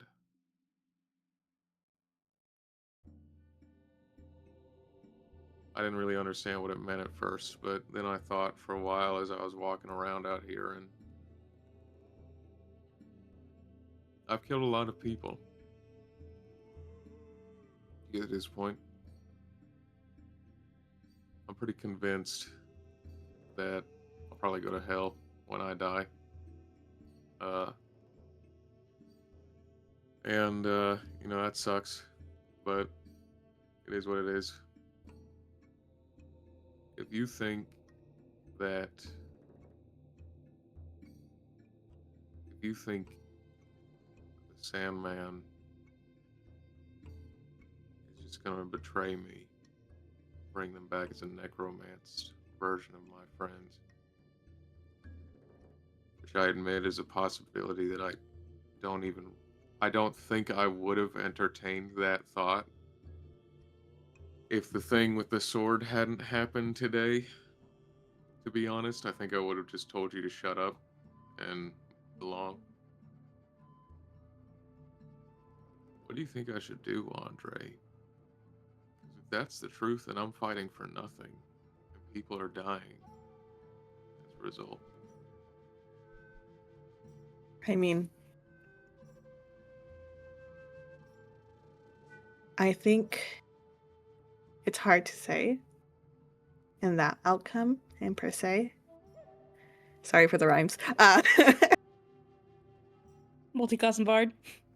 For real. Let's go. Imagine Bard on. Oh shit, that would go hard. That would go so hard. Double charisma. Okay, no, sorry. Double Refresh. Riz. I think Andre will just say it's really honestly hard to say because I don't know if you're part of you is just doing it to get them back or that seeking of vengeance. These people did do you harm and they did take your friends away. They did take their lives. That is a fact that you know for certain. And in general, could you continue or could you not continue after if they did come or didn't come back in general or didn't come back in the way that you wanted? Could you still not continue or could you let that go and let these people roam free? Is that a reason for you? Sorry, I have a cat who's very They needy. sound so cute. I was She's like, very oh my annoying. god. Cat's just sitting like, oh my gosh, Rook, shut up. Stop being so emo. Stop being such a Wah, little wah, emo wah. boy. Wah, wah, wah. Okay, I will hold her for the continuous of my No, monologue. that's just Ocelot in the jungle in the background going, wow. Dinner and a show. But Yeah, regardless, that's Funny that about- like frickin' Alpheus and I both posted about the meowing in separate know. chats at the same time. I know she's very needy. She's very What a like sweet. attention. Aw. I will show you pictures of how she was for like 30 minutes on my lap, just wanting attention. It was very So cute. cute. But going back to role playing and D&D, Andre, sorry. It's just Blaze having an identity crisis. Blaze, No, no. for real. Yeah. Andre just says, would you be okay not continuing the fight and not getting that revenge and letting these heinous people go free? I mean, Rook? I'm continuing, and I know, I have a feeling at least that regardless of how many good I do, I'll still end up in hell. But that doesn't stop me from keep going. Yeah, I mean, it's never been about avoiding hell for me. I mean, I want to do good things. I was forced to do shitty things sometimes. To be honest, I don't know. I hate them so much that it drives me in a lot of ways. I mean, I wouldn't be alive today if I didn't have that hatred that bound me to the Sandman in the first place. But now that I think about it, I guess it bound me to the Sandman in the first place, so how good can it really be? I don't know what would happen if I gave it up. If they didn't come back right, or if they didn't even come back at all. If I don't know what happens if I fail the Sandman.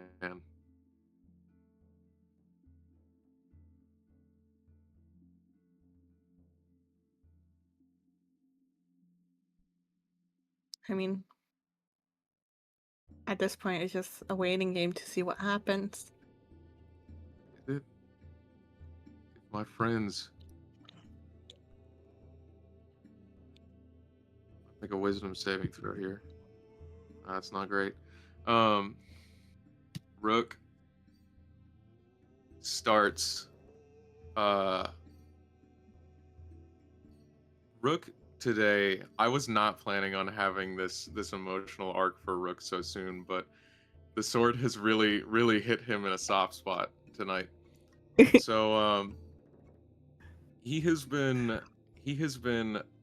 destabilized by the sword so severely, and I think it's clear to Andre as she's having this conversation with him that like he has never even thought about the fact that the Sandman might like do him wrong in their deal, because he almost felt like he couldn't afford to believe that, because then his friends really would be dead, and like what was he supposed to do about that? The whole reason that he was going is because he thought that his friends weren't truly dead yet, because he had a chance of getting them back. But with her kind of suggesting that maybe his friends wouldn't come back right anyway, and the more he thinks about it, the more he's like, that would make sense considering all the bullshit that all these greater entities have put me through. Um, I think he starts to cry for the first time in years, No. and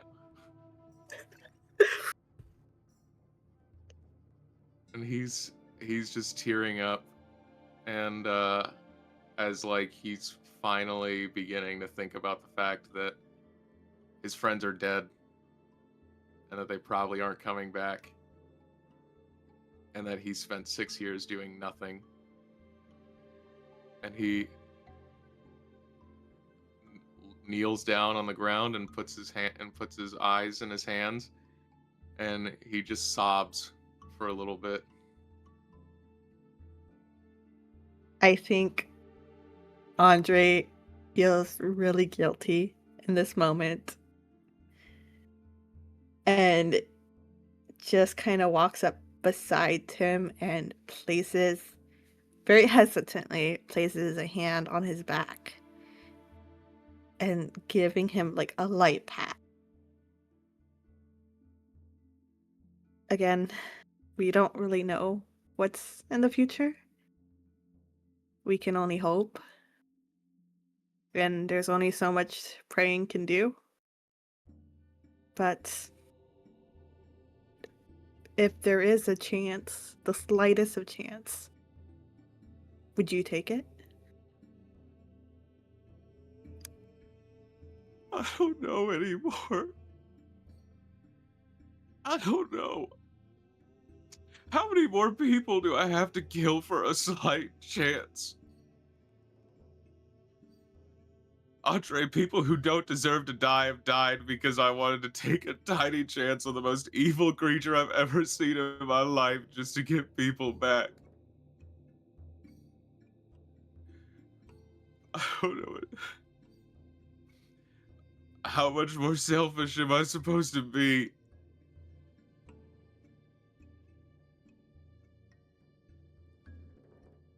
I mean, I think you've done a lot of good, Rook, personally, from our adventure alone.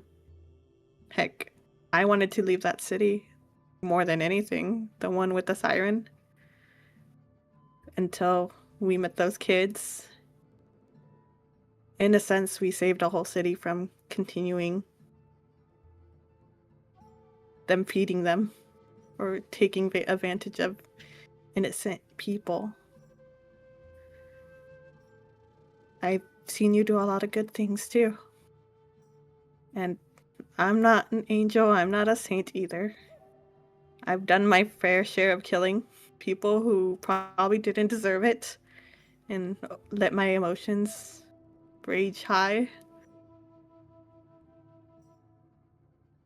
But even then, there's still so many good things I can do, even if my life isn't going to end up the way I want it to be. And I know you're wanting to see your friends again, and you're wanting to keep going forward. And even that slightest chance might might lead you to an answer at least. Some sort of closure.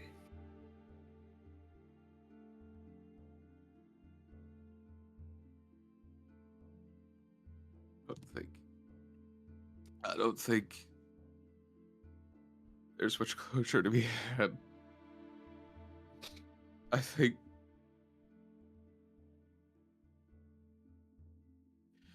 my friends died 6 years ago, and I haven't been willing to even think about that for years. And now I'm finally really considering that that's the truth. And I appreciate what you said. But, but I miss my friends so much, Andre. I miss them so much. And I don't know what I'm supposed to do anymore because I might not even be able to get them back. And I don't know what to do. I can't just keep killing people for the Sandman if it's gonna do nothing.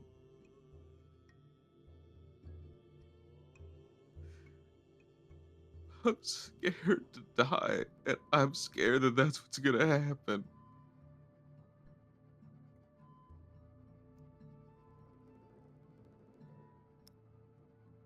Brooke.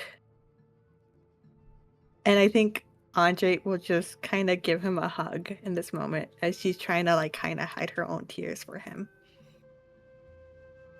She is trying to look strong, but she's not.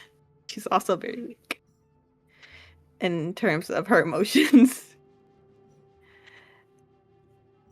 Whatever happens, I swear to you that I will stand by your side, and I will do my God best, my very best, to help keep you afloat, to make sure that you get out of his grasp, but you at least avenge your friends.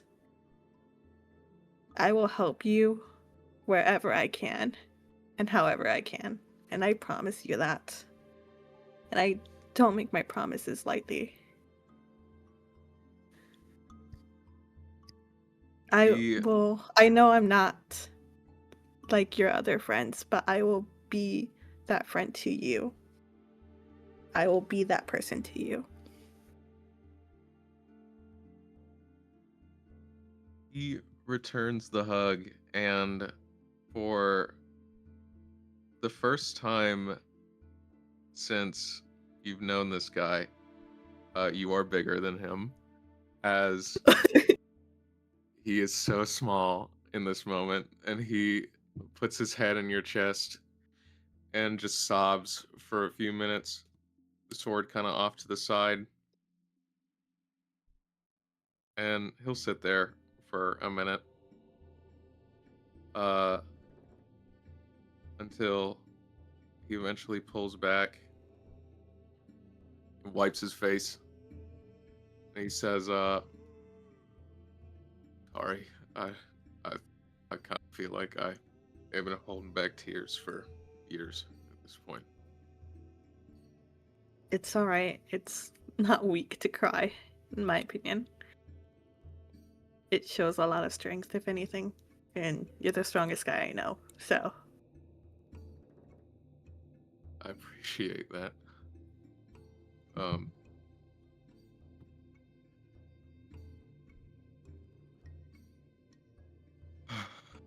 Okay. I think I know that you did just come out here to fetch me and make sure that I'm all right, so we can go back. Andre will just nod and kind of wipe her own tears away, trying to look strong in this moment. and not necessarily emotional, but she's very bad at it. And she will nod.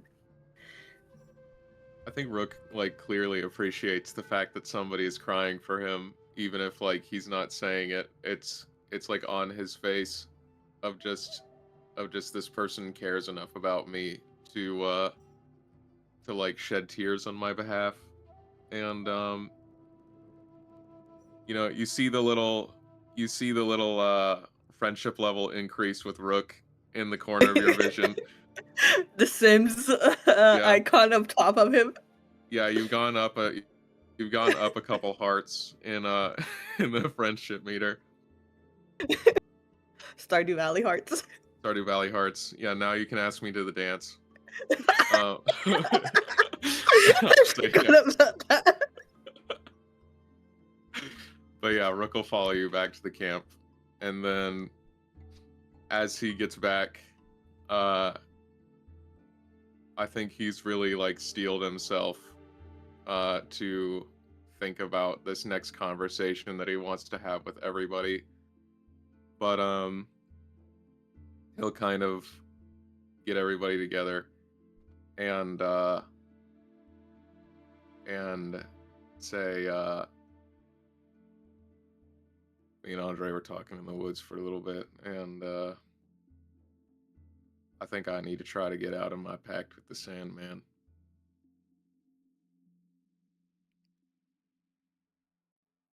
How would you like to do that? I don't know.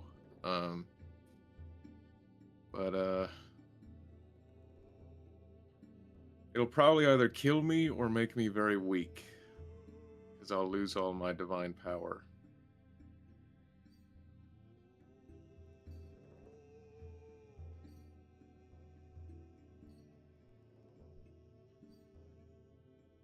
Well, we'll be here to make sure that he doesn't kill you. And I'm not letting that happen. I mean, like I said earlier, I'm with you to the end, Brooke. He nods. And then I'm gonna pray to the Sandman DM. And I'm gonna say,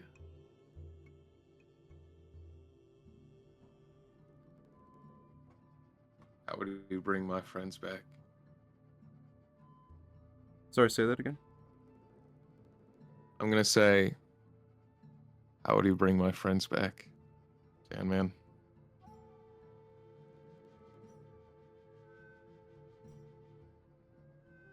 Take them from wherever they are and bring them here. Would they be themselves? Or would they be some sort of undead creature like Daybreak is?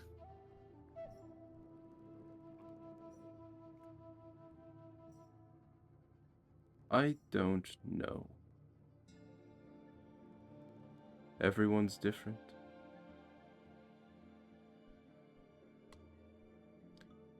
It depends on where they ended up.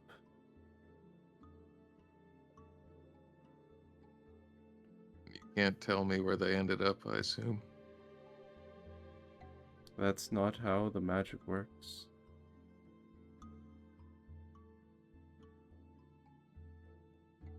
What happens if I don't want to do this anymore, Sandman?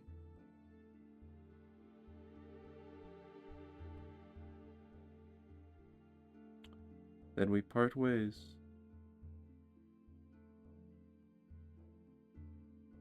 That's it. Simple as that. Yeah, it is that simple. Rook spends 10 minutes summoning Daybreak again, since he dismissed him earlier. And he hugs Daybreak around the neck. And he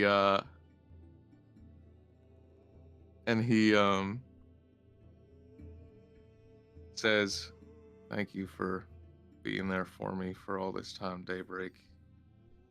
I love you a lot, and I'm gonna miss you.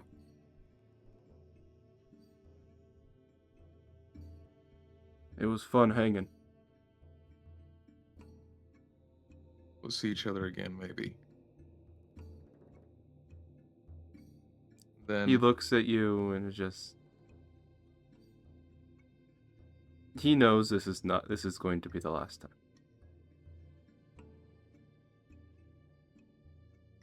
Rook just kind of blinks away a couple of tears that he's now capable of shedding again.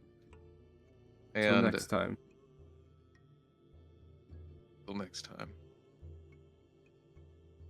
Sandman,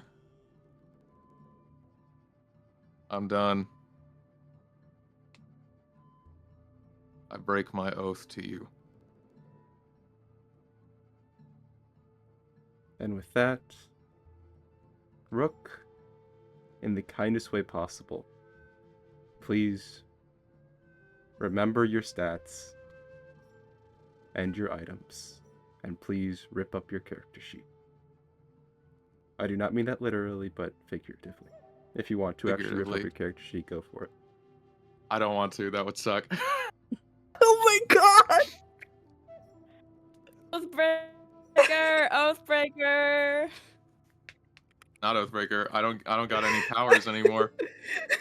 Yeah. Oh, just Fighter. some guy, Ark. Oh, not even just fighter. I'm a commoner now, baby. Level 7 commoner.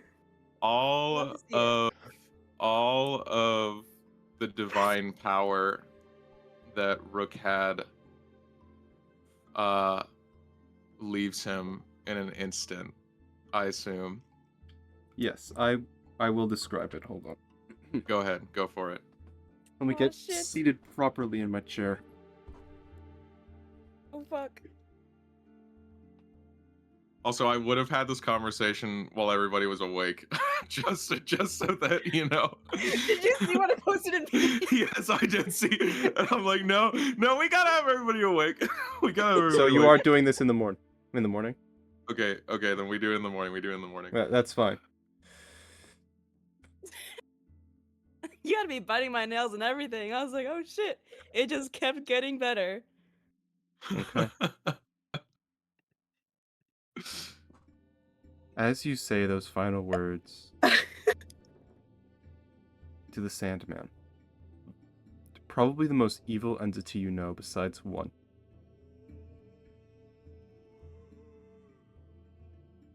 you look down at your hands, because at first you feel nothing change. You look up at Daybreak, and while he looks exactly the same, he stopped moving.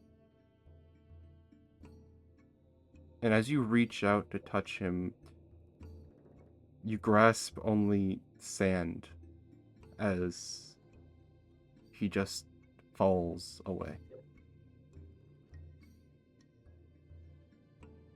That usual spark which was given to you, you feel it start to fade as the very last remnants of Arcanum from this being slowly trickle away. And as you look down at your hands, it's not your hands which are first thing brought to your attention, but your wrists. As materializing in the air are handcuffs that begin to falter away like sand. There is now nothing binding you from the Sandman.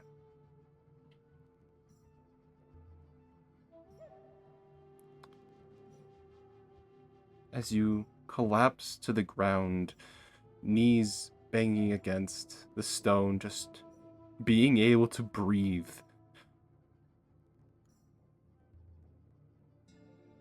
Harder.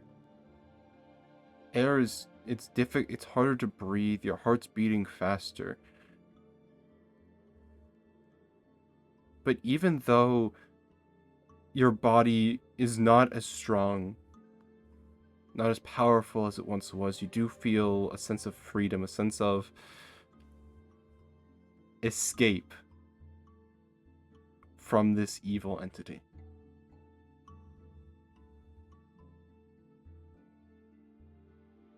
You are free from him.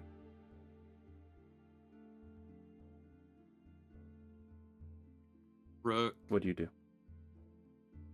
takes a moment to breathe, and it's uncomfortable and it doesn't feel good. And Rook has been immune to disease for years at this point and no longer is, so he instantly catches a cold because Oh he my doesn't have God. he So- doesn't have He's not allergic. He's not antibodies. vaccinated. So here's You can't handle here's the pollen. thing. Uh, So I have kind of briefly gone into Arcanum with you guys, how my magic works. Yeah, it's in like And how, yeah, Arcanum is what physically powers you, and it makes it so your muscles work and all of that. The Sandman has been pumping you full of Arcanum for a while now. That's how Paladins, Warlocks, Clerics, those sorts of classes work. Which means all of a sudden, you got your support for all of that kind of ripped away. Meaning that all of a sudden your Arcanum needs to actually start fucking pushing shit. Like, you need to actually start to, like, actively cause your heart to beat and your brother brain to needs to function. start lifting weights. Well, it's Rook, it's not a weight issue. It is your soul, No, quite literally, it's a- having been boosted. Rook is like a little bit out of breath. I mean, I guess technically before he became a paladin, he still knew how to fight because that's literally what he was trained to do. Yep. So I guess he's just back to that point. And then he takes a moment to just like check himself over, I guess, and get used to breathing. And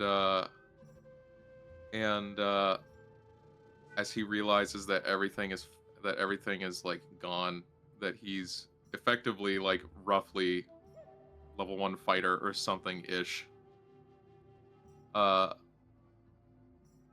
He tries to stand up, probably doesn't succeed. And just kind of instead decides to lay down. He falls and he just lays there and it's like, it's fine. Don't move me. I'm okay. He's crying a little bit because he just watched Daybreak disappear and he's sad about it. But I think in this moment he had his big moment of like letting go in the woods.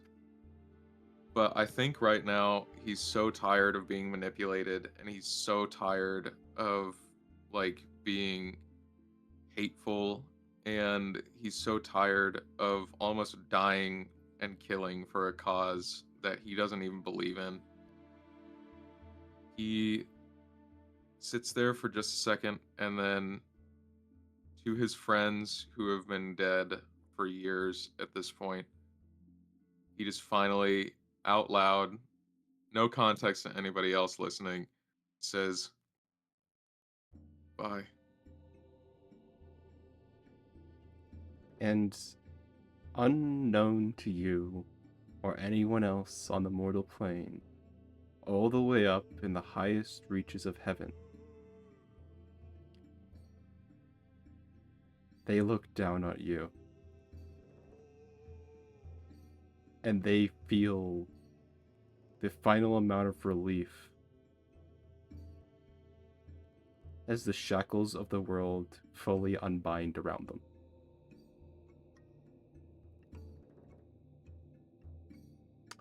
That is where we will end it for today.